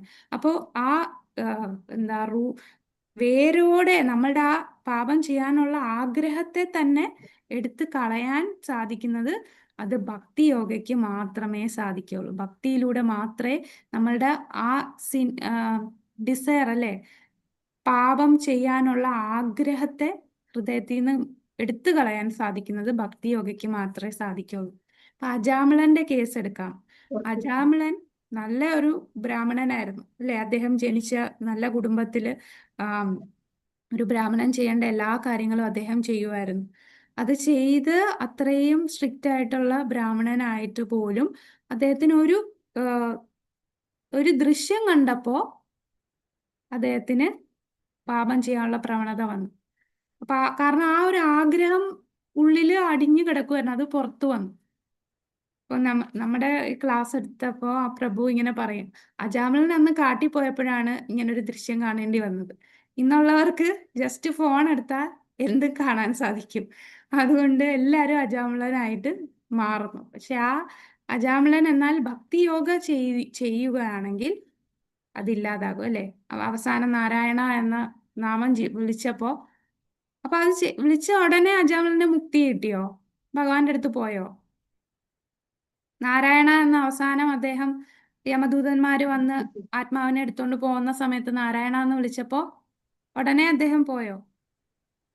സെക്കൻഡ് ചാൻസ് കൊടുത്തു. ബദരി ആശ്രമത്തിൽ പോയിട്ട് സെക്കൻഡ് ചാൻസ് ആണ് അല്ലേ? പിന്നീട് അദ്ദേഹം ഇത്ര വർഷം ഭക്തിയുത സേവനം ചെയ്തതിന് ശേഷമാണ് അദ്ദേഹത്തിന് പോകാൻ സാധിച്ചത്. ചിലർ വിചാരിക്കാം അജാമിളിനെ പോലെ എല്ലാ പാപവും ചെയ്ത് അവസാനം വിളിച്ചാൽ മതിയല്ലോ. ഇല്ല, അവസാനം വിളിച്ചിട്ടും അത് പരിപൂർണതയിൽ, ഭക്തിയിൽ പരിപൂർണതയിൽ എത്തണം. ആ പരിപൂർണതയിൽ എത്തിയാലേ നമുക്ക് ഈ മുക്തിയിലേക്ക് പോകാൻ സാധിക്കുള്ളൂ. അപ്പൊ ഇതൊരു പ്രക്രിയയാണ്, ഇതൊരു പ്രോസസ്സാണ് അല്ലേ? നമ്മളെ ഭക്തിയുത സേവനം എന്ന് പറയുന്ന ഒരു പ്രോസസ്സാണ്. അപ്പൊ നമ്മൾക്ക് സാധാരണ വരുന്ന ഒരു ക്വസ്റ്റ്യൻ ആണ്, എന്തുകൊണ്ടാണ് ഭക്തന്മാർക്ക് ക്ലേശങ്ങൾ അനുഭവിക്കേണ്ടി വരുന്നത്? അവര് ഭക്തിയുത സേവനം ചെയ്യുന്നുണ്ടല്ലോ, എന്നിട്ടും എന്താണ് അവർക്ക് പല പ്രശ്നങ്ങളും അല്ലെ? ദീക്ഷ എടുത്തു കഴിഞ്ഞാൽ നമ്മളുടെ എല്ലാ പാപങ്ങളും പോയി എന്ന് പറയുന്നു. എന്നിട്ടും ദീക്ഷ എടുത്തവർക്ക് ഈ പ്രശ്നങ്ങള്, ക്ലേശങ്ങളൊക്കെ വരുന്നു. അതെന്തുകൊണ്ടായിരിക്കും? ഇനിഷ്യേഷൻ എടുത്ത എല്ലാ പാപത്തിൽ നിന്നും മുക്തി എന്ന് പറയുന്നു. അല്ലേ? നമ്മൾ കാണുന്നുണ്ട്, നമുക്ക് പല പ്രശ്നങ്ങളും ദീക്ഷ എടുത്തു എന്ന് പറഞ്ഞാൽ നമുക്ക് പ്രശ്നങ്ങൾ മാറുന്നില്ല. പക്ഷെ നമ്മുടെ കയ്യിൽ ആ കൊടയുണ്ടല്ലേ, മഴ പെയ്തുകൊണ്ടിരിക്കും, പക്ഷെ ആ പ്രൊട്ടക്ഷൻ നമ്മുടെ കയ്യിലുണ്ട്. പക്ഷെ എന്നാലും ഈ പാപത്തിനെല്ലാം ഇല്ലാതാക്കി എന്ന് പറഞ്ഞതല്ലേ, പിന്നെ എന്തിനാ വീണ്ടും ഈ പാപം നമുക്ക് വരുന്നത്? എന്തായിരിക്കും? ചിലപ്പം പിന്നീട് നമ്മൾ വീണ്ടും ചെയ്യുന്നോണ്ടായിരിക്കും. ആ കെട്ടുകളായത് കർമ്മം പുരുഷന് കെട്ടുകളറ്റേ മുക്തി വരൂതടം, കെട്ടുകൾ ആയി പിന്നെയും കെട്ടായി വരുന്നു എന്ന് പറയുന്നൊരു ശ്ലോകം ഇല്ലേ ഭാഗവത്തിന്റെ അതെ അതെ മഹാത്മ്യത്തിൽ. അതെ അതെ. നമ്മളുടെ കേസ് എന്ന് പറഞ്ഞാല് ഞാൻ എന്റെ കേസാണേ പറയുന്നത്. നമ്മൾ സാധനാഭക്തി ചെയ്യുവാണല്ലോ, പെർഫെക്ഷനിൽ നമ്മളെ എത്തിയിട്ടില്ല. ഇതൊരു പ്രോസസ്സാണ്. ഈ ഒരു പ്രക്രിയ ഒറ്റയടിക്ക് ഒരു സ്വിച്ച് ഓൺ ചെയ്യുമ്പോൾ പോകുന്നതല്ല. അപ്പൊ ഈ ഒരു പ്രക്രിയ നമ്മൾ ചെയ്ത് ചെയ്ത് നമ്മൾ ശുദ്ധീകരിക്കുകയാണ് ചെയ്യുന്നത്. നമ്മൾ ഭഗവാനിൽ പൂർണ്ണമായി ശരണം പ്രാപിച്ചിട്ടില്ല, നമ്മൾ പ്രാപിക്കാൻ ശ്രമിക്കുന്നവരാണ്. നമ്മൾ ശുദ്ധ ഭക്തരായിട്ടില്ല, അല്ലെ? ആവാനായിട്ട് ശ്രമിക്കുകയാണ്. അപ്പൊ ആ ഭക്തിയുടെ പ്രോസസ്സ് ചെയ്യുമ്പോൾ ചില ചില റിയാക്ഷൻസും നമുക്ക് നേരത്തെ ഉള്ളത് അങ്ങനെ പൂർണ്ണമായിട്ട് ഭഗവാൻ അങ്ങനെ പൂർണ്ണമായിട്ട് ഇപ്പൊ പൂർണ്ണമായിട്ട് എല്ലാം ആക്കി കഴിഞ്ഞാൽ നമ്മൾ പെർഫെക്റ്റ് ആവില്ല. ഒരു കുട്ടി നന്നായിട്ട് പഠിക്കാനായിട്ട് അവന് കുറച്ച് ഹോംവർക്ക് ഒക്കെ ഇട്ട് അതൊക്കെ പ്രാക്ടീസ് ചെയ്ത് ചിലപ്പോൾ ഇടയ്ക്ക് അടിയൊക്കെ കൊടുത്തായിരിക്കും അവൻ ആ നല്ല പെർഫെക്റ്റ് ആയിട്ട് പഠിക്കാനായിട്ട് പരീക്ഷയ്ക്കൊക്കെ നല്ല മാർക്ക് കിട്ടുന്നത്. അപ്പൊ നമ്മൾ ആ പെർഫെക്ഷനിലേക്ക് എത്താനായിട്ട് ഭഗവാൻ ഇങ്ങനെ പയ്യെ പയ്യെ നമ്മളുടെ ഈ റിയാക്ഷൻസ് ഒക്കെ ഇല്ലാതാക്കുകയാണ് ചെയ്യുന്നത്. മൊത്തത്തിൽ ഇല്ലാതാക്കാതെ അതിനെ കുറച്ച് തരും. അല്ലെങ്കിൽ ഇപ്പം സഫറിങ്, നമുക്ക് ഈ കഷ്ടതകളൊന്നും ഇല്ലെങ്കിൽ നമുക്ക് എന്ത് തോന്നും? നല്ല സുഖമായിട്ട് ഇവിടെ തന്നെ നിൽക്കാൻ തോന്നത്തില്ലേ? ഇവിടുന്ന് പോകാൻ തോന്നത്തില്ല. നമുക്ക് എന്താ, രാവിലെ മംഗലാരതി നാമം ജപിക്കുന്നുണ്ട്, സേവനമൊക്കെ ചെയ്യുന്നുണ്ട്, നമ്മൾ ഹാപ്പി ആയിട്ട് ഇരിക്കുന്നു. അപ്പോൾ എനിക്ക് ഇവിടെ തന്നെ നിന്നാ പോരാ, എൻ്റെ കുടുംബവും എല്ലാവരും എൻ്റെ കൂടെയുണ്ട്, ആ തോന്നൽ നമുക്ക് വരും. അപ്പൊ ഇടയ്ക്കിടയ്ക്ക് ഭഗവാൻ നമുക്കൊരു കൊട്ട് തരും. ഇതല്ല നമ്മളുടെ, ഇത് ദുഃഖാലയമാണ്, അശാശ്വതമാണ്. അപ്പൊ അതിനു വേണ്ടി ഭഗവാൻ ഒരിക്കലും നമ്മളെ വേദനിപ്പിക്കാൻ വേണ്ടി ചെയ്യുന്നതല്ല. ഭഗവാൻ എല്ലാം കാത്തിരിക്കുകയാണ്, എത്രയും പെട്ടെന്ന് എൻ്റെ ഭക്തൻ എൻ്റെ അടുത്ത് വരണം എന്ന് ആഗ്രഹിക്കുകയാണ്, അല്ലെ? അപ്പൊ അതുകൊണ്ട് നമ്മളുടെ ആ അവബോധം അത്രയും ശുദ്ധീകരിച്ച് നല്ല പോളിഷ് ആവാൻ വേണ്ടി ഇങ്ങനെ തരുന്നു. പക്ഷെ ശുദ്ധ ഭക്തന്മാർ, ഈ പറഞ്ഞ ഉത്തമ ഭക്തന്മാർക്ക് ക്ലേശങ്ങൾ അനുഭവിക്കേണ്ടി വരുന്നു. അതെന്തുകൊണ്ടായിരിക്കും? ഇപ്പൊ ശ്രീല പ്രഭുപാദർക്ക് ഒരുപാട് ക്ലേശങ്ങൾ അനുഭവിക്കേണ്ടി വന്നു. പിന്നെ നമുക്കറിയാം, ഗുരു മഹാരാജ്, ഹിസ് ഹോൾനെസ് ജയപതാക സ്വാമി ഗുരു മഹാരാജ്, ഒരുപാട് കഷ്ടതകൾ അദ്ദേഹത്തിന് ശാരീരികമായിട്ട് ഉണ്ട്. അതെന്തിനായിരിക്കും? അവര് ചെയ്ത പാപത്തിന്റെ ഫലമായിട്ട് അനുഭവിക്കുന്നതാണോ? അതെ, ശിഷ്യർക്ക് ശിഷ്യന്മാരുടെ ഗുരു ഏറ്റെടുക്കല്ലേ ശിഷ്യന്മാരുടെ മതേച്ചി? കർമ്മമുണ്ട്. അതെ, ശിഷ്യന്മാര് ചെയ്യുന്ന പാപകർമ്മത്തിന്റെ ഫലം എന്തായാലും വരുന്നുണ്ട്. പിന്നെ അല്ലാതെ ശുദ്ധ ഭക്തന്മാരാണല്ലേ, ശുദ്ധ ഭക്തരാണ് മഹാരാജ്. അപ്പോ ശുദ്ധ ഭക്തൻ ഒരിക്കലും അവർ ചെയ്ത പാപകർമ്മമല്ല. പിന്നെ ആ ഭക്തനെ ഗ്ലോറിഫൈ ചെയ്യാൻ വേണ്ടി ഭഗവാൻ ഈ ഒരു അവസ്ഥ ഇടുമോ, എന്നിട്ടും ആ ഭക്തൻ എങ്ങനെയാണ് ആ ഭക്തി ചെയ്യുന്നത് അത് കണ്ട് ബാക്കിയുള്ളവർക്ക് ഒരു പ്രചോദനം കൊടുക്കാൻ വേണ്ടി, അങ്ങനെ പ്രചോദനം കൊടുക്കാനുള്ള എക്സാമ്പിൾ ആയിട്ട് ഭഗവാൻ അത്രയും ഉയർന്ന ഭക്തന്മാരെ മാത്രമേ സെലക്ട് ചെയ്യത്തുള്ളൂ. സാധാരണ ആൾക്കാരെ ഇങ്ങനെ കൊടുക്കില്ല. അതാണ് ആ ഭക്തനെ ഗ്ലോറിഫൈ ചെയ്യാനും, പിന്നെ കൂടാതെ ശിഷ്യന്മാര് ചെയ്യുന്നതിന്റെ ഫലവും അദ്ദേഹത്തിന് വരുന്നുണ്ട്, അല്ലെ? അപ്പൊ അതാണ് നമ്മളിപ്പോ പറഞ്ഞ പാപത്തിന്റെ പ്രതികരണം ഇല്ലാതാവും. അപ്പൊ അവിദ്യ, അജ്ഞതയാണ്. അപ്പൊ ഈ അജ്ഞത നമ്മളൊരു ഒരു ഉപമ ഇവിടെ പറയുന്നുണ്ട്. നമ്മളെ പുസ്തകത്തില് ഉപമ പറയുന്നത്, ഇതില് നോക്കുമ്പോൾ നമുക്ക് മനസ്സിലാവും, പല പല ശ്ലോകങ്ങൾ, സനത് കുമാരന്റെ വാക്കുകൾ, അതൊക്കെ ഒന്ന് നോക്കിക്കോണം കേട്ടോ വായിക്കുമ്പോ. പല ഭാഗവതത്തിലെ പല സെക്ഷനും ആ ശുദ്ധ ഭക്തിയുടെ പ്രാധാന്യം കാണിക്കാനായിട്ട് നമ്മൾ പറഞ്ഞില്ലേ, രൂപ ഗോസ്വാമി ഈ ഒരു ബുക്ക് എഴുതിയെന്ന് പറഞ്ഞാല് പലയിടത്തുനിന്നും ഉള്ള ശ്ലോകങ്ങൾ എടുത്ത് പ്രൂഫ് വെച്ചിട്ടാണ്. അപ്പൊ അതില് ഭാഗവതത്തിലെ പല ശ്ലോകങ്ങളും ഇവിടെ ഉദാഹരണമായിട്ട് ചൂണ്ടിക്കാണിക്കുന്നുണ്ട്. അജാമളന്റെ കാര്യം ഇവിടെ പറയുന്നുണ്ട്. അപ്പൊ ഇതിനി എന്താണ് ഇതിന്റെ ഉപമ എന്നുള്ളത് ആ, 10-ാമത്തെ പേജിലൊന്ന് നോക്കാമോ? പത്മപുരാണം പറയുന്നു. പത്മപുരാണം പറയുന്നു, കണ്ടോ? ഒന്ന് വായിച്ചോളൂ. ഹരേ കൃഷ്ണ മാതാജി കേട്ടെ. വായിച്ചു. പത്മപുരാണം പറയുന്നു, കൃഷ്ണാവബോധത്തോടെയുള്ള ശുദ്ധമായ ഭക്തിയുത സേവനമാണ് ഏറ്റവും വലിയ ജ്ഞാനം. ആ ജ്ഞാനം ഉണ്ടാകുമ്പോൾ അത് കത്തിപ്പടരുന്ന ഒരു കാട്ടുതീ പോലെ അശുഭകരമായ ആഗ്രഹ സർപ്പങ്ങളെ മുഴുവൻ കൊന്നെടുക്കുകയും ചെയ്യും. കാട്ടുതീ ഉണ്ടാകുമ്പോൾ അതിന്റെ ജ്വാല കാട്ടിലെ എല്ലാ സർപ്പങ്ങളെയും കൊല്ലുമല്ലോ. മണ്ണിൽ അസംഖ്യം പാമ്പുകളുണ്ട്. തീ കത്തിപ്പടരുമ്പോൾ അത് ഉണങ്ങിയ ഇലകളിലും പടർപ്പുകളിലും കടന്നു പിടിക്കും. അതോടെ പാമ്പുകളുടെ നാശവും തുടങ്ങും. നാൽക്കാലികൾക്ക് തീയില്ലാത്ത പ്രദേശത്തേക്ക് പാഞ്ഞു പോകാം. കുറഞ്ഞ പക്ഷം ഓടിപ്പോകാനുള്ള ശ്രമമെങ്കിലും നടത്താം. പക്ഷേ സർപ്പങ്ങളുടെ സ്ഥിതി അതല്ല. അതുപോലെ കൃഷ്ണാവബോധത്തിന്റെ ജ്വാല അതിശക്തമാണ്. അതുണ്ടാകുന്നതോടെ അജ്ഞതയുടെ സർപ്പങ്ങൾ വെന്തുരിഞ്ഞു പോകും. ഹരേ കൃഷ്ണ. ഹരേ കൃഷ്ണ. അപ്പൊ ഇവിടെ സർപ്പങ്ങൾ എന്ന് പറയുന്നത് നമ്മളുടെ തെറ്റായിട്ടുള്ള വാസനയാണ്, അല്ലെ? അപ്പൊ ആ സർപ്പങ്ങളെ കൃഷ്ണാബോധം ചെയ്യും. കൃഷ്ണാബോധം എന്ന് പറയുന്നത് നമ്മളുടെ ജ്ഞാനമാണ്. അവിദ്യയെ ഇല്ലാതാക്കുന്ന, അവിദ്യ അജ്ഞതയാണ്. അജ്ഞതയെ ഇല്ലാതാക്കുന്ന ജ്ഞാനമാണ് കൃഷ്ണാബോധം. അപ്പൊ അത് ചെയ്യുമ്പോൾ എന്താണ്? അത് കാട്ടുതീ പോലെയാണ്. ആ അവിദ്യയാകുന്ന സർപ്പങ്ങളാണ് നമുക്ക് ഈ പാപങ്ങൾ ചെയ്യാനായിട്ടുള്ള പ്രേരണ ഉണ്ടാക്കുന്ന അവിദ്യയാകുന്ന സർപ്പങ്ങൾ.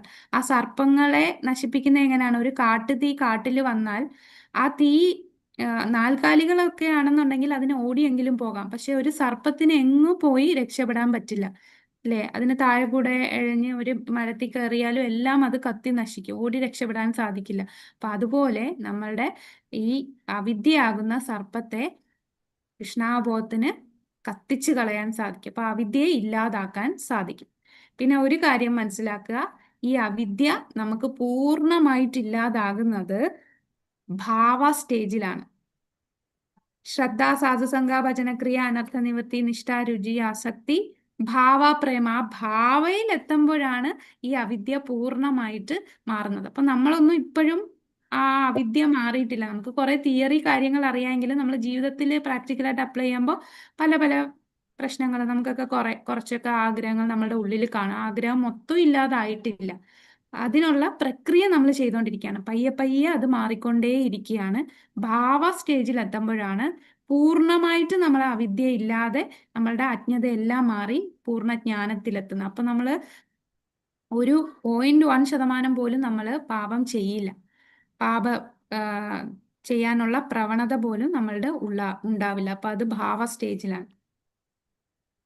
അടുത്തത് അത്രയാണ് നമ്മളുടെ ക്ലേശാഗ്നി എന്ന് പറയുന്നത്. ക്ലേശാഗ്നി, ഭൗതിക മലിനീകരണം വളരെ സൂക്ഷ്മമാണ്. അതിന്റെ ആരംഭം, അതിന്റെ ഫലങ്ങൾ, ദുരിതത്തിന്റെ രൂപത്തിൽ അത്തരം ഫലങ്ങൾ ഒരാൾ എങ്ങനെ അനുഭവിക്കുന്നു എന്നിവ ഒരു വലിയ ശൃംഖലയുടെ ഭാഗമാണ്. ഒരാൾക്ക് ഏതെങ്കിലും രോഗം പിടിപ്പെടുമ്പോൾ രോഗത്തിന്റെ കാരണം കണ്ടെത്താൻ പലപ്പോഴും വളരെ ബുദ്ധിമുട്ടാണ്.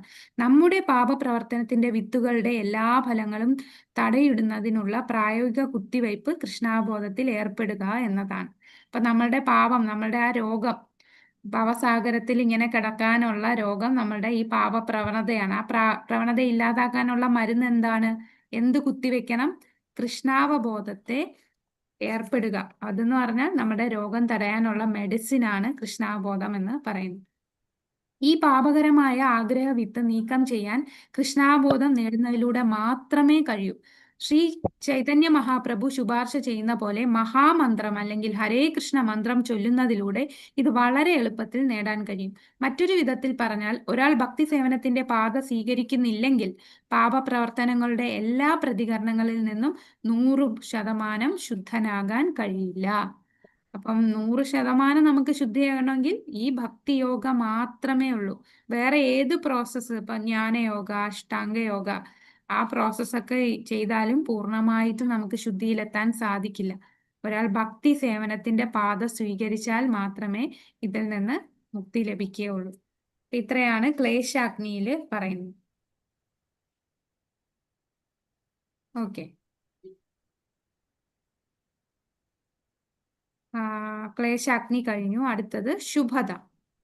ശുഭത എന്ന് പറഞ്ഞാൽ എന്താണ്? എല്ലാ ശുഭങ്ങളുടെയും തുടക്കമാണ് ശുദ്ധ ഭക്തിയുത സേവനം. നമുക്ക് ഒരുപാട് മംഗളകരമായിട്ടുള്ള കാര്യമാണ് അല്ലേ? ശ്രീല രൂപ ഗോസ്വാമി ശുഭതത്തിന് ഒരു നിർവചനം നൽകിയിട്ടുണ്ട്. യഥാർത്ഥ ശുഭം എന്നാൽ, അപ്പൊ യഥാർത്ഥത്തിൽ എന്താണ് ശുഭത എന്ന് പറഞ്ഞാൽ എല്ലാ ജീവജാലങ്ങൾക്കുമുള്ള ക്ഷേമ പ്രവർത്തനങ്ങളാണെന്നാണ് അദ്ദേഹം പറയുന്നത്. അപ്പൊ നമുക്ക് ഈ ശുഭതയിൽ വരുന്ന ശുഭത സ്റ്റേജിലേക്ക്, സാധനാഭക്തിയിൽ ശുഭതയിൽ വരുമ്പോൾ നമുക്ക് എന്താണ്, നമുക്ക് എല്ലാ ജീവജാലങ്ങളോടും ആ ഒരു കാരുണ്യം നമുക്ക് തോന്നും. എല്ലാ ജീവജാലങ്ങളും അവരുടെ ക്ഷേമത്തിന് വേണ്ടി പ്രവർത്തിക്കും. എല്ലാ ജീവജാലങ്ങൾ എന്ന് പറഞ്ഞാൽ മനുഷ്യൻ മാത്രമല്ല, മൃഗങ്ങളും സസ്യങ്ങളും എല്ലാത്തിനോടും നമുക്ക് ആ ഒരു കാരുണ്യം തോന്നും. കൂടാതെ അങ്ങനെ ആ ശുദ്ധ ഭക്തി ചെയ്യുന്ന ആ വ്യക്തിയെ എല്ലാവരും ആകൃഷ്ടരാകും. അവർക്ക്, അതായത് ആ ഭക്തന് എല്ലാവരോടും കാരുണ്യം തോന്നും. കൂടാതെ മറ്റുള്ളവർക്ക് ആ ഭക്തനെ വളരെ ആകൃഷ്ടനായിട്ട് തോന്നും. പിന്നെ അവരുടെ എല്ലാ ഗുണങ്ങളും അവരിൽ ഡെവലപ്പ് ചെയ്യും. യസ്യാഹി ഭക്തി ഭഗവതി അകിഞ്ചന, ആ ശ്ലോകമില്ലേ, ദേവന്മാരുടെ എല്ലാ ഗുണങ്ങളും ഭക്തനിൽ ഉണ്ടാകും എന്ന് പറയുന്നത്. അപ്പൊ എല്ലാ ഗുണങ്ങളും ഉണ്ടാകും. പിന്നെ ആനന്ദം, ഒരുപാട് ആനന്ദം അവർക്ക് ഉണ്ടാകും. അതാണ് ശുഭത. അപ്പോൾ ശുഭതയിലെത്തുമ്പോ ഇത് 27ാമത്തെ ശ്ലോകത്തില് ശ്രീല രൂപ ഗോസ്വാമി ഭക്തിരസാമൃത സിന്ധുവിൽ 27ാമത്തെ ശ്ലോകത്തിലാണ് ഈ കാര്യം പറയുന്നത്. അപ്പൊ എന്തൊക്കെയാണ് 4 കാര്യങ്ങൾ? ഒന്ന്, ആ ഭക്തന് ലോകത്തിലെ എല്ലാ ജീവജാലങ്ങളോടും ക്ഷേമ പ്രവർത്തനങ്ങൾ ചെയ്യാൻ തോന്നും. എല്ലാവരോടും ഒരു കമ്പാഷൻ ഉണ്ടാവും. രണ്ടാമത്തത്, എല്ലാവരും അദ്ദേഹത്തെ ആകർഷിക്കും, ആ വ്യക്തിയെ ആകർഷിക്കും. എല്ലാവർക്കും ആ വ്യക്തിയോട് ഒരു ആകർഷണം തോന്നും. മൂന്നാമത്തത്, അദ്ദേഹത്തിന് എല്ലാ ഗുണങ്ങളും ഉണ്ടാകും. നല്ല ഗുണങ്ങൾ, ദേവന്മാർക്കുള്ള ഗുണങ്ങളെല്ലാം ആ വ്യക്തിയിൽ ഉണ്ടാകും. പിന്നെ ആനന്ദത്തിലായിരിക്കും. ഇതാണ് ശുഭതയിൽ വരുമ്പോൾ അല്ലെ? നമുക്ക് തന്നെ ചെറുതായിട്ട്, നമുക്ക് ഇതിന്റെയൊക്കെ ഒരു ചെറിയ പെർസെൻറ്റേജ് ഒക്കെ നമുക്ക് തന്നെ തോന്നും. നമ്മൾ ഈ കൃഷ്ണാബോധത്തിൽ വന്നപ്പോൾ നമ്മൾ ഭയങ്കര ഒരു സന്തോഷം നമുക്കില്ലേ? നമുക്ക് പല കാര്യങ്ങളോടും പണ്ട് ഭയം ഉണ്ടാകുന്ന പോലെ ഭയം ഉണ്ടാകുന്നില്ല. പലരും ചെറിയ ചെറിയ കാര്യങ്ങൾക്കൊക്കെ അയ്യോ ഇനി എന്താകും, ഫ്യൂച്ചറിൽ എന്താകും എന്നുള്ള ചിന്ത, അതൊക്കെ നമുക്ക് കുറയുന്നുണ്ട്. അതൊക്കെ ആ ശുഭതയുടെ ഒരു ചെറിയ ലക്ഷണങ്ങൾ നമുക്ക് വരുന്ന, സാധനാ ഭക്തി വരുമ്പോൾ വരുന്ന ഒരു ലക്ഷണമാണ് ശുഭത. കൂടാതെ മറ്റ് ജീവാത്മാക്കളെ എങ്ങനെയെങ്കിലും കൃഷ്ണാവബോധത്തിലേക്ക് കൊണ്ടുവരാനായിട്ട് നമ്മൾ ആഗ്രഹിക്കുന്നു. അപ്പൊ ആ കൃഷ്ണാവബോധത്തിൽ കൊണ്ടുവരിക എന്ന് പറഞ്ഞാൽ അതാണ് ഏറ്റവും വലിയ ക്ഷേമ പ്രവർത്തനം അല്ലേ? അല്ലാതെ നമ്മൾ ഒരു ഫുഡ് വാങ്ങിച്ചു കൊടുക്കുന്നതോ വസ്ത്രം വാങ്ങിച്ചു കൊടുക്കുന്നതോ വേറെ ഗിഫ്റ്റ് ഒന്നുമല്ല. ഏറ്റവും വലിയ ക്ഷേമ പ്രവർത്തനം എന്ന് പറയുന്നത് എന്താണ്? എല്ലാ ജീവാത്മാക്കളെയും കൃഷ്ണാവബോധത്തിലേക്ക് കൊണ്ടുവരിക, അവരുടെ ആത്മാവിനെ രക്ഷിക്കുക ഈ ഭവസാഗരത്തിൽ നിന്ന്. കൃഷ്ണാവബോധ പ്രസ്ഥാനം വളരെ നല്ലതാണ്. അത് മുഴുവൻ മനുഷ്യവർഗത്തിനും ഏറ്റവും ഉയർന്ന പ്രയോജനം നൽകും. ഈ പ്രസ്ഥാനത്തിന് എല്ലാവരെയും ആകർഷിക്കാൻ കഴിയും, എല്ലാവർക്കും ഫലം അനുഭവിക്കാനും കഴിയും. അതിനാൽ ലോകമെമ്പാടുമുള്ള ഭക്തി സേവനത്തിന്റെ കൃഷ്ണാബോധ പ്രസ്ഥാനത്തിനായുള്ള ഒരു വിശാലമായ പ്രചാരണ പരിപാടി ഏറ്റവും ഉയർന്ന മാനുഷിക ക്ഷേമ പ്രവർത്തനമാണെന്ന് ശ്രീല രൂപ ഗോസ്വാമിയും മറ്റ് പണ്ഡിതരും സമ്മതിക്കുന്നു. പിന്നെ ശ്രേഷ്ഠമായ സന്തോഷം നൽകുന്നു. കൃഷ്ണാബോധത്തിൽ നമ്മൾ നിൽക്കുമ്പോൾ നമുക്ക് ഒരുപാട് ആനന്ദം നമുക്ക് ഉണ്ടാകും. നമുക്ക് മറ്റൊരു ഉദാഹരണം അറിയാം. ചൈതന്യ മഹാപ്രഭു ജാരിഖണ്ഡ് വനത്തിൽ നടന്നപ്പോ എന്താണ് സംഭവിച്ചത്? മൃഗങ്ങളെല്ലാം ഡാൻസ് ചെയ്തു, കീർത്തനം കേട്ടിട്ട്. അതെ, മൃഗങ്ങളെല്ലാരും നൃത്തം വെക്കാൻ തുടങ്ങി അല്ലേ? അത് 11ാമത്തെ പേജില് അതിന്റെ കാര്യം പറയുന്നുണ്ട്.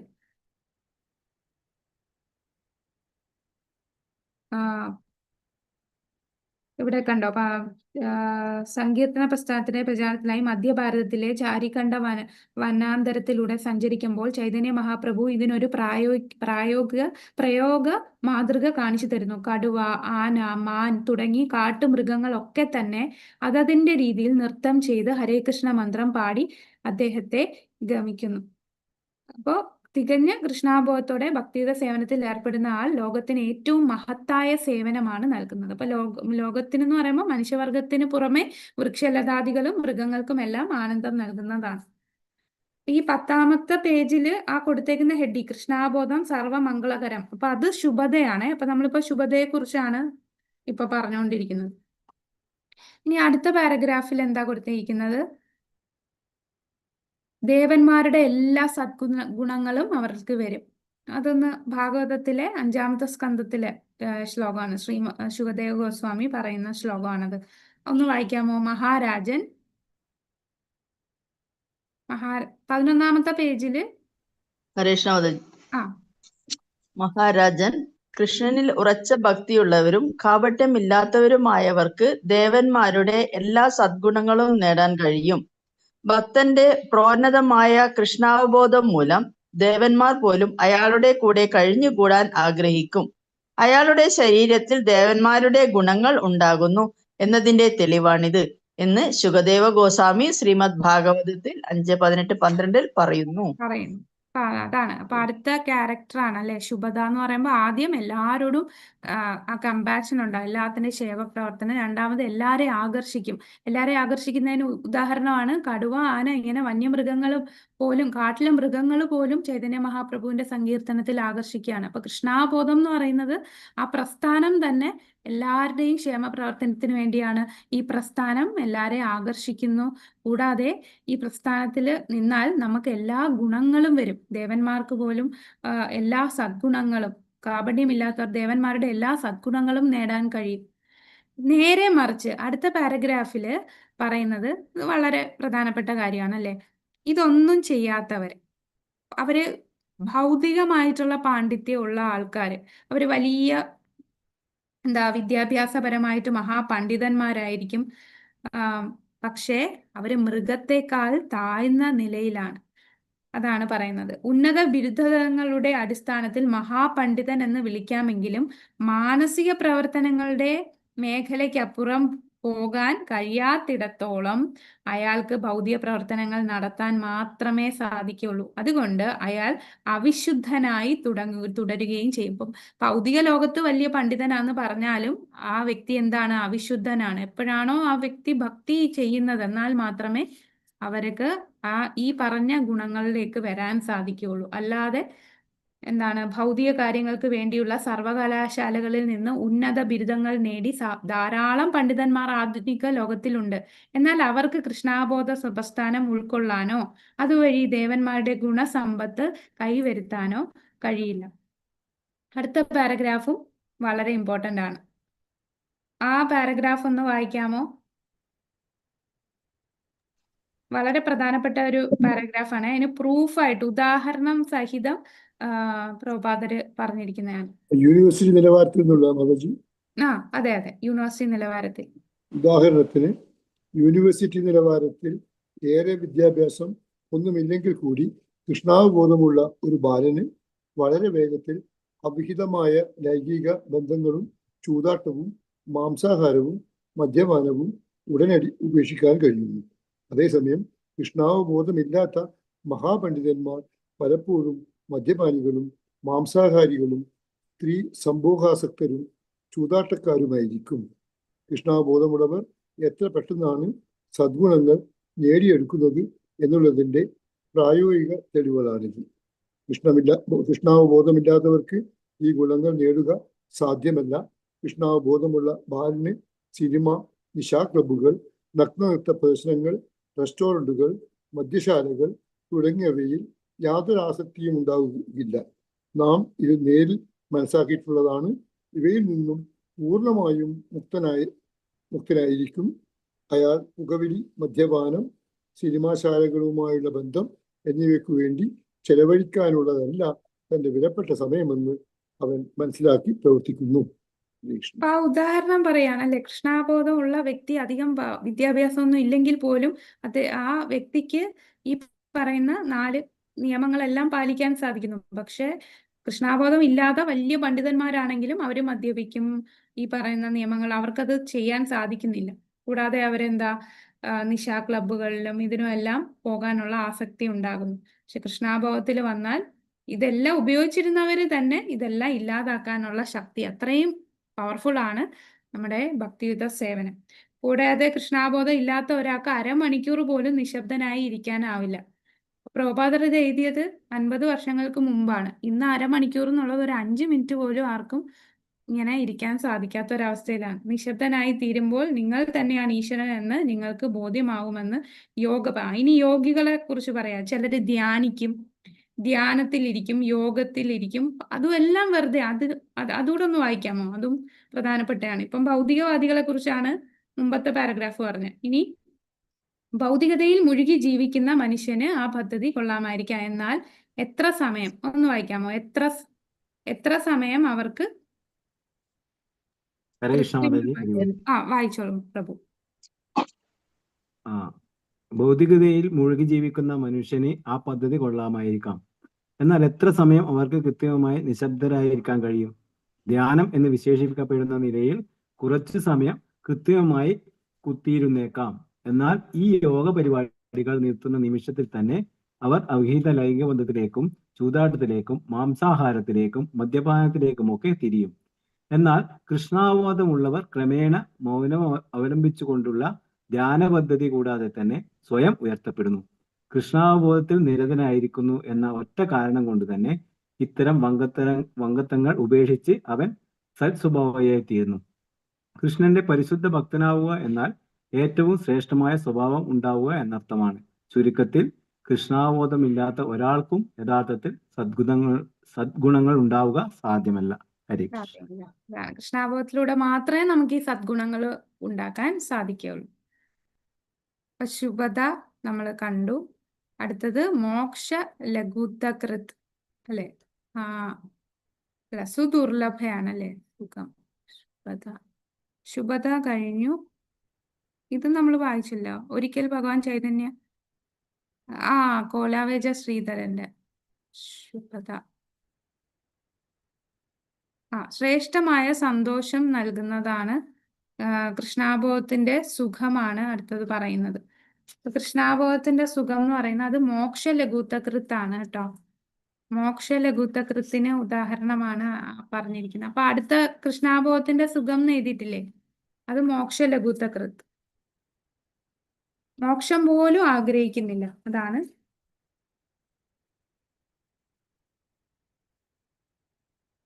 മോക്ഷ ലഘുതകൃത്ത് എന്ന് പറയുമ്പോൾ മോക്ഷം പോലും ആഗ്രഹിക്കാത്ത. അപ്പൊ ഈ സുഖം എന്ന് പറയുമ്പോൾ 3 തരം സുഖങ്ങളാണ് ചൂണ്ടിക്കാണിക്കുന്നത്. ഏതൊക്കെയാണ് 3 തരം സുഖം? ഒന്ന് ഭൗതിക തരത്തിലുള്ള ആനന്ദങ്ങൾ, അതായത് ഭൗതിക വസ്തുക്കളുമായിട്ട് ഉപയോഗിക്കുമ്പോൾ നമുക്കൊരു സുഖം കിട്ടും. രണ്ടാമത്തത് ബ്രഹ്മത്തിൽ, അവർക്ക് ഭൗതികമായിട്ടുള്ള ഒന്നും ആഗ്രഹം കാണില്ല, ബ്രഹ്മത്തിൽ ലയിക്കുമ്പോൾ ഒരു ആനന്ദം കിട്ടും. മൂന്നാമത്തെ സുഖം എന്ന് പറയുന്നത് കൃഷ്ണാബോധത്തിൽ കിട്ടുന്ന സുഖമാണ്. അപ്പൊ ഇതിൽ ഏത് സുഖമാണ് ഏറ്റവും ഉയർന്നത്? കൃഷ്ണാവബോധത്തിലാണ് അല്ലെ? ഭൗതിക ആനന്ദത്തിൽ നിന്ന് കിട്ടുന്ന സുഖം എന്ന് പറയുന്നത് അത് ടെമ്പററി ആണ്, കുറച്ചു നേരെ നിൽക്കുള്ളൂ. ഇനി ബ്രഹ്മത്തിൽ ലയിച്ച് ബ്രഹ്മവുമായിട്ട് ഒന്നിക്കാൻ ആഗ്രഹിക്കുന്നവരുടെ സുഖമോ?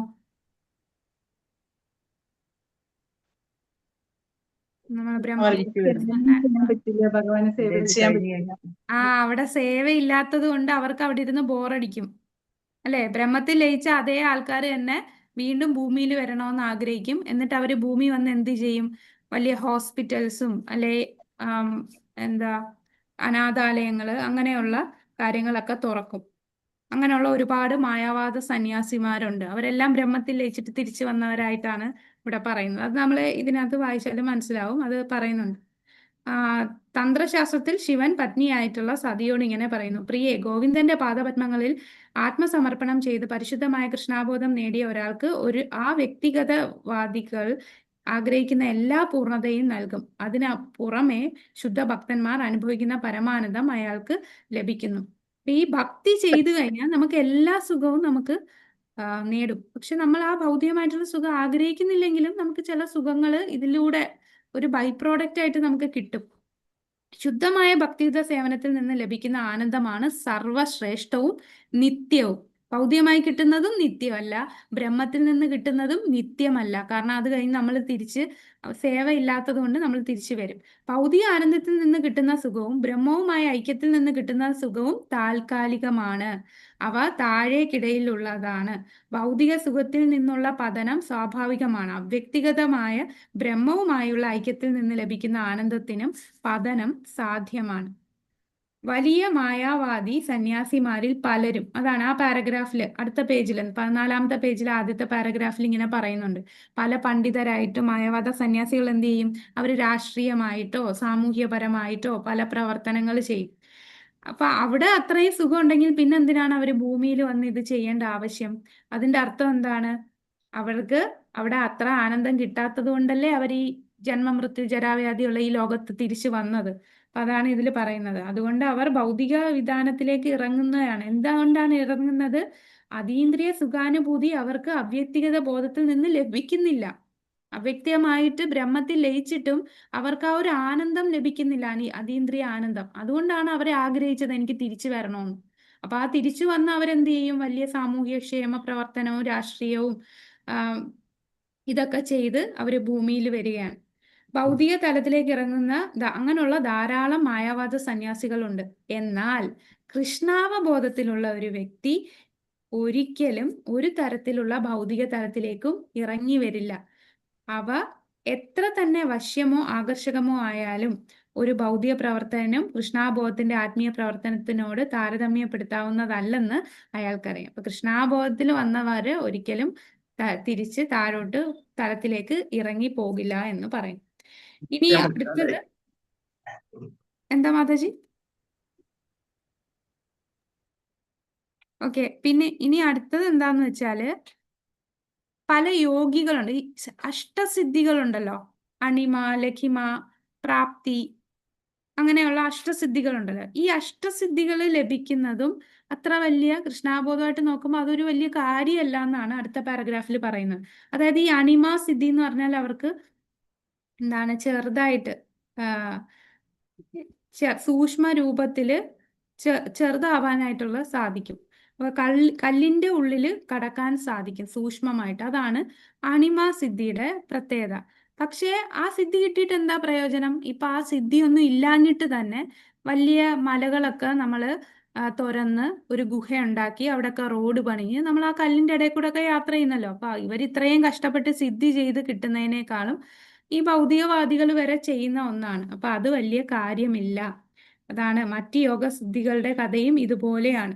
കല്ലിന്റെ ഉള്ളിൽ കടക്കുക എന്നത് കൈവരിച്ചത് നമ്മളെ ശാസ്ത്രങ്ങൾ അത് കൈവരിച്ചിട്ടുണ്ട്. പർവ്വതങ്ങൾ തുരന്ന് എത്രയോ ഗുഹാമാർഗങ്ങൾ ആധുനിക സാങ്കേതിക വിദ്യയുടെ ഫലമായി നമുക്ക് കൈവരിച്ചിട്ടുണ്ട്.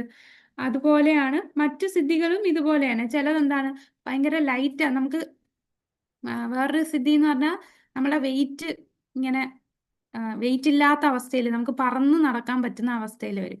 അപ്പൊ അതിന് ആധുനിക ശാസ്ത്രത്തിൽ നമുക്ക് പറക്കാനായിട്ട് എയറോപ്ലെയിൻ ഉണ്ട്, നമുക്ക് പറക്കാനുള്ള ഇത് ഇങ്ങനെയുള്ള വസ്തുക്കളുണ്ട്. അപ്പൊ അതിലും കാര്യമില്ല.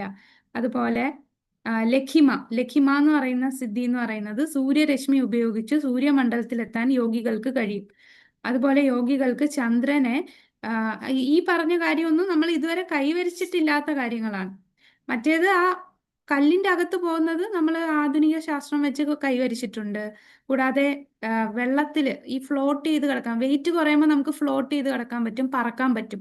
ഇപ്പൊ വെള്ളത്തിൽ ഫ്ലോട്ട് ചെയ്യാനായിട്ട് നമുക്ക് എന്തുണ്ട്? നമ്മൾ വെള്ളത്തിൽ കൂടെ പോകാൻ എന്തുപയോഗിക്കും? ബോട്ട് ഉപയോഗിക്കും അല്ലേ? വള്ളവും ബോട്ടും ഉപയോഗിക്കും. അപ്പൊ ആ സിദ്ധി കിട്ടിയിട്ട് എന്താ? നമുക്ക് അല്ലാതെ തന്നെ ബോട്ട് ഉപയോഗിക്കാം, പറക്കാനായിട്ട് നമുക്ക് എയറോപ്ലെയിൻ പോലെ ഉപയോഗിക്കാം. ഇനി ചിലത് നമ്മൾ ആധുനിക ശാസ്ത്രം കൈവരിക്കാത്ത സിദ്ധികളാണ്. ഒന്ന് ലഖിമ എന്ന് പറഞ്ഞാൽ സൂര്യരശ്മി ഉപയോഗിച്ച് സൂര്യമണ്ഡലത്തിൽ എത്താൻ യോഗികൾക്ക് കഴിയും.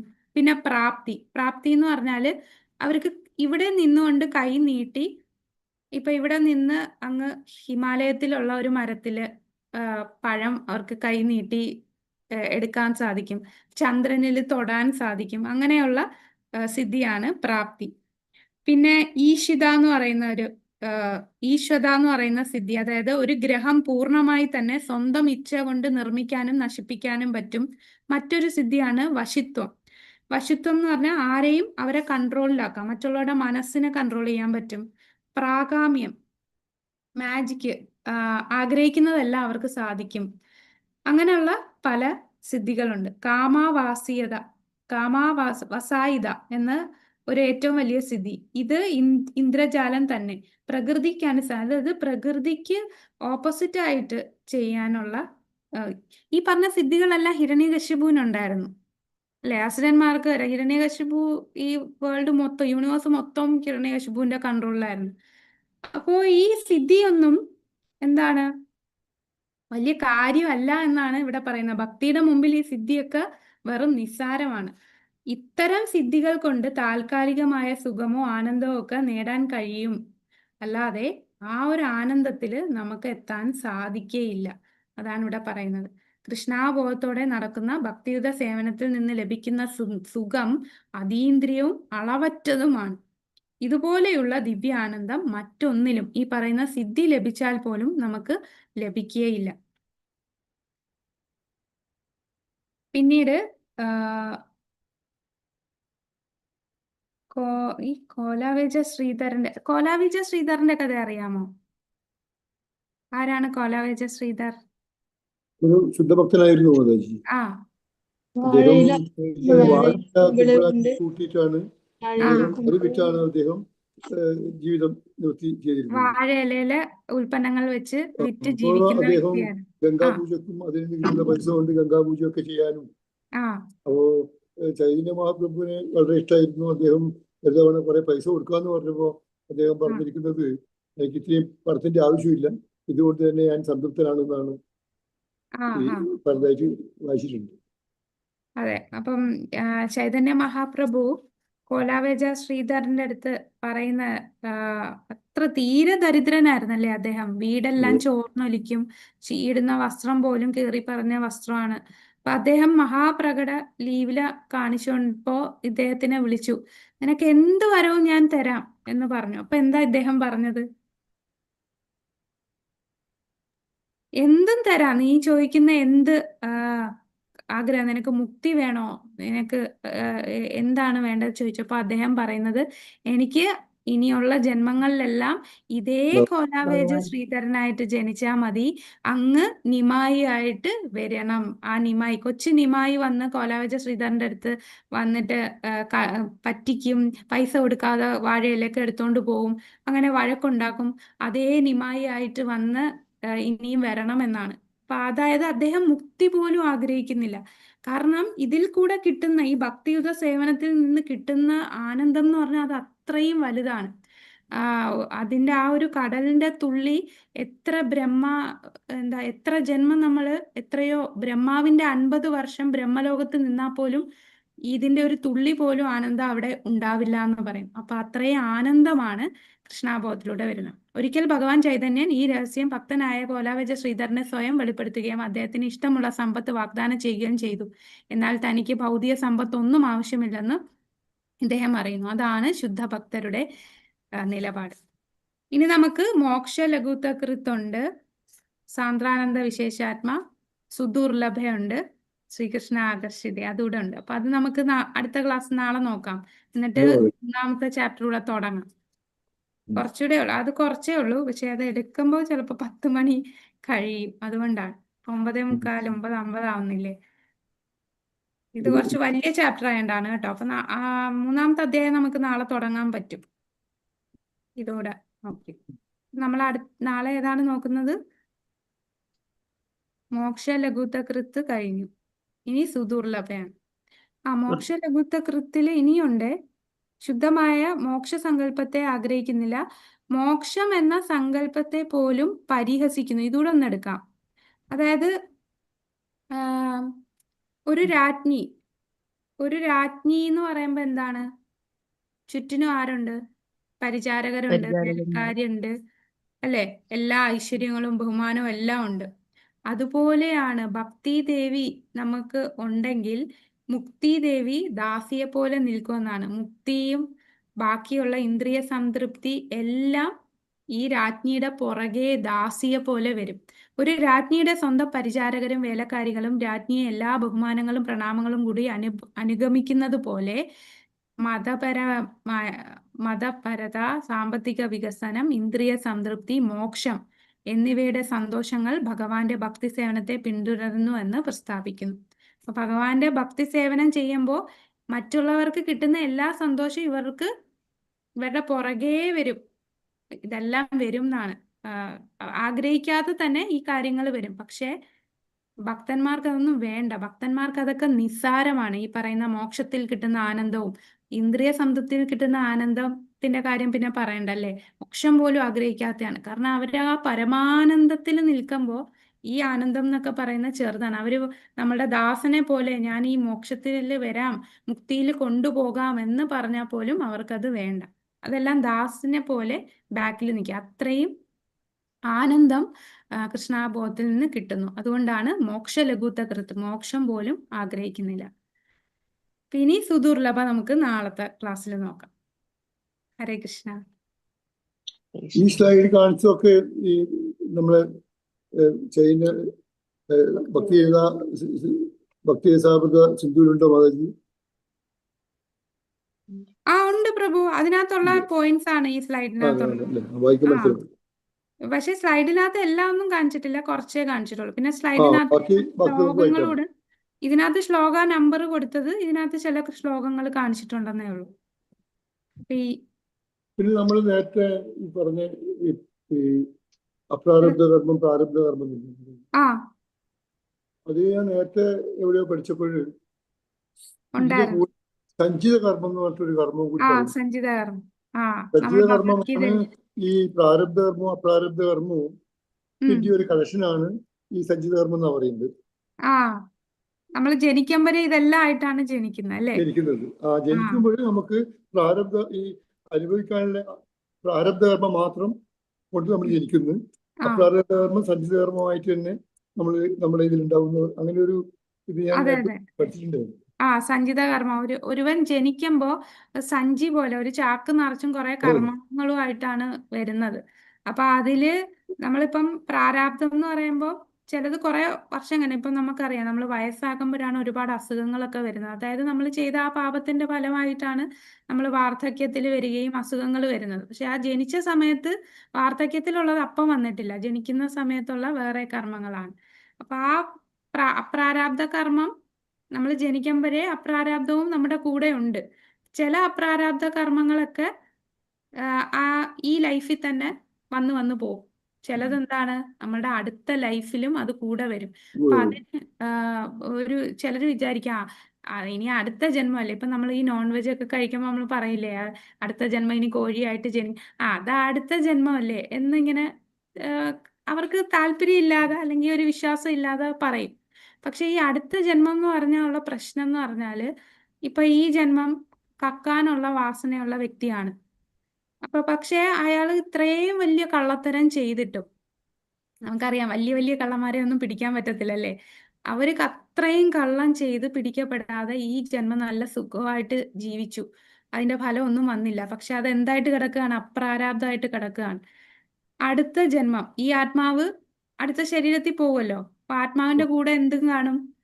ഈ മനസ്സും ഇന്ദ്രിയവും മിഥ്യാഹങ്കാരവും, മനസ്സ് ബുദ്ധി മിഥ്യാഹങ്കാരം. അപ്പൊ ഈ മനസ്സിനകത്താണ് നമ്മളുടെ പല വാസനകളും ആ മനസ്സിനകത്ത് സ്റ്റോർ ചെയ്ത് പോവുകയാണ്. അപ്പൊ ഈ വാസനയായിട്ടാണ് അടുത്ത ജന്മം എടുക്കുന്നത്. ആ ജന്മത്തില് ഈ വാസന കൂടെ കാണും. അപ്പോ ഈ പ്രവണത കണ്ടിന്യൂ ചെയ്യാണ്. അടുത്ത ജന്മത്തിലും ഇതുപോലെ പാപം ചെയ്യും. ആ വാസന കൊണ്ട് ആ വ്യക്തി വീണ്ടും ഒരു കള്ളനായിട്ട് തന്നെ ജനിക്കുകയാണ്. അതിനെ ഇല്ലാതാക്കിയില്ല എന്നുണ്ടെങ്കിൽ ഇങ്ങനെ സൈക്കിളായിട്ട് ഓരോ ജന്മത്തിലും ഇതിങ്ങനെ പൊയ്ക്കൊണ്ടേയിരിക്കും. നമ്മൾ കണ്ടില്ലേ ചില കുട്ടികൾക്ക് കുട്ടിക്കാലത്തെ കക്കാനുള്ള വാസന, അത് പാപത്തിന്റെ കാര്യം. ഇനി നല്ലതെന്ന് പറഞ്ഞാൽ ചില കുട്ടികൾ ജനിക്കുമ്പോൾ നല്ല സ്കില്ലുള്ള കുട്ടികളായിരിക്കും, പാടാൻ കഴിവുള്ള കുട്ടികൾ, അല്ലെ സ്പോർട്സിൽ നല്ല ഇതുള്ള. അത് കഴിഞ്ഞ ജന്മത്തിന്റെ കംപ്ലീറ്റ് ചെയ്യാൻ പറ്റാത്ത ആ കർമ്മത്തിന്റെ ഇതാണ് അടുത്ത ജന്മത്തിലേക്ക് വരുന്നത്. അപ്പൊ അതാണ് അപ്രാരാബ്ധം എന്ന് പറഞ്ഞാൽ അടുത്ത ജന്മം നമ്മുടെ കൂടെ വരും. അത് വാസനയായിട്ട് വന്ന് അത് കൂടുതൽ നമ്മൾ പാപങ്ങൾ ചെയ്യാനുള്ള പ്രവണതയിലേക്ക് പോകും. പ്രാരാബ്ധം ആയിക്കഴിഞ്ഞാല് അതങ്ങ് തീർന്നല്ലോ, അതിന്റെ ഫലം കിട്ടി അങ്ങ് തീരും. പക്ഷെ ഈ അപ്രാരാബ്ധം വളരെ ഡേഞ്ചറാണ്. ഫലം കിട്ടാതിരിക്കുന്നതാണ് ഡേഞ്ചർ. അതാണ് കൂടുതൽ പ്രശ്നങ്ങളിലേക്ക് നമ്മളെ കൊണ്ടെത്തിക്കുന്നത്. അത് പിന്നെ കൂടമാകും, ബീജമാകും, വീണ്ടും നമ്മൾ പാപം ചെയ്യും. പ്രഭു വീണ്ടും ചെയ്യുന്നുണ്ടല്ലോ. അതല്ലേ പറഞ്ഞത്, കെട്ടുകളായത് കർമ്മം പുരുഷന് കെട്ടുകളൊക്കെ മുക്കി വരൂ ദൃഢം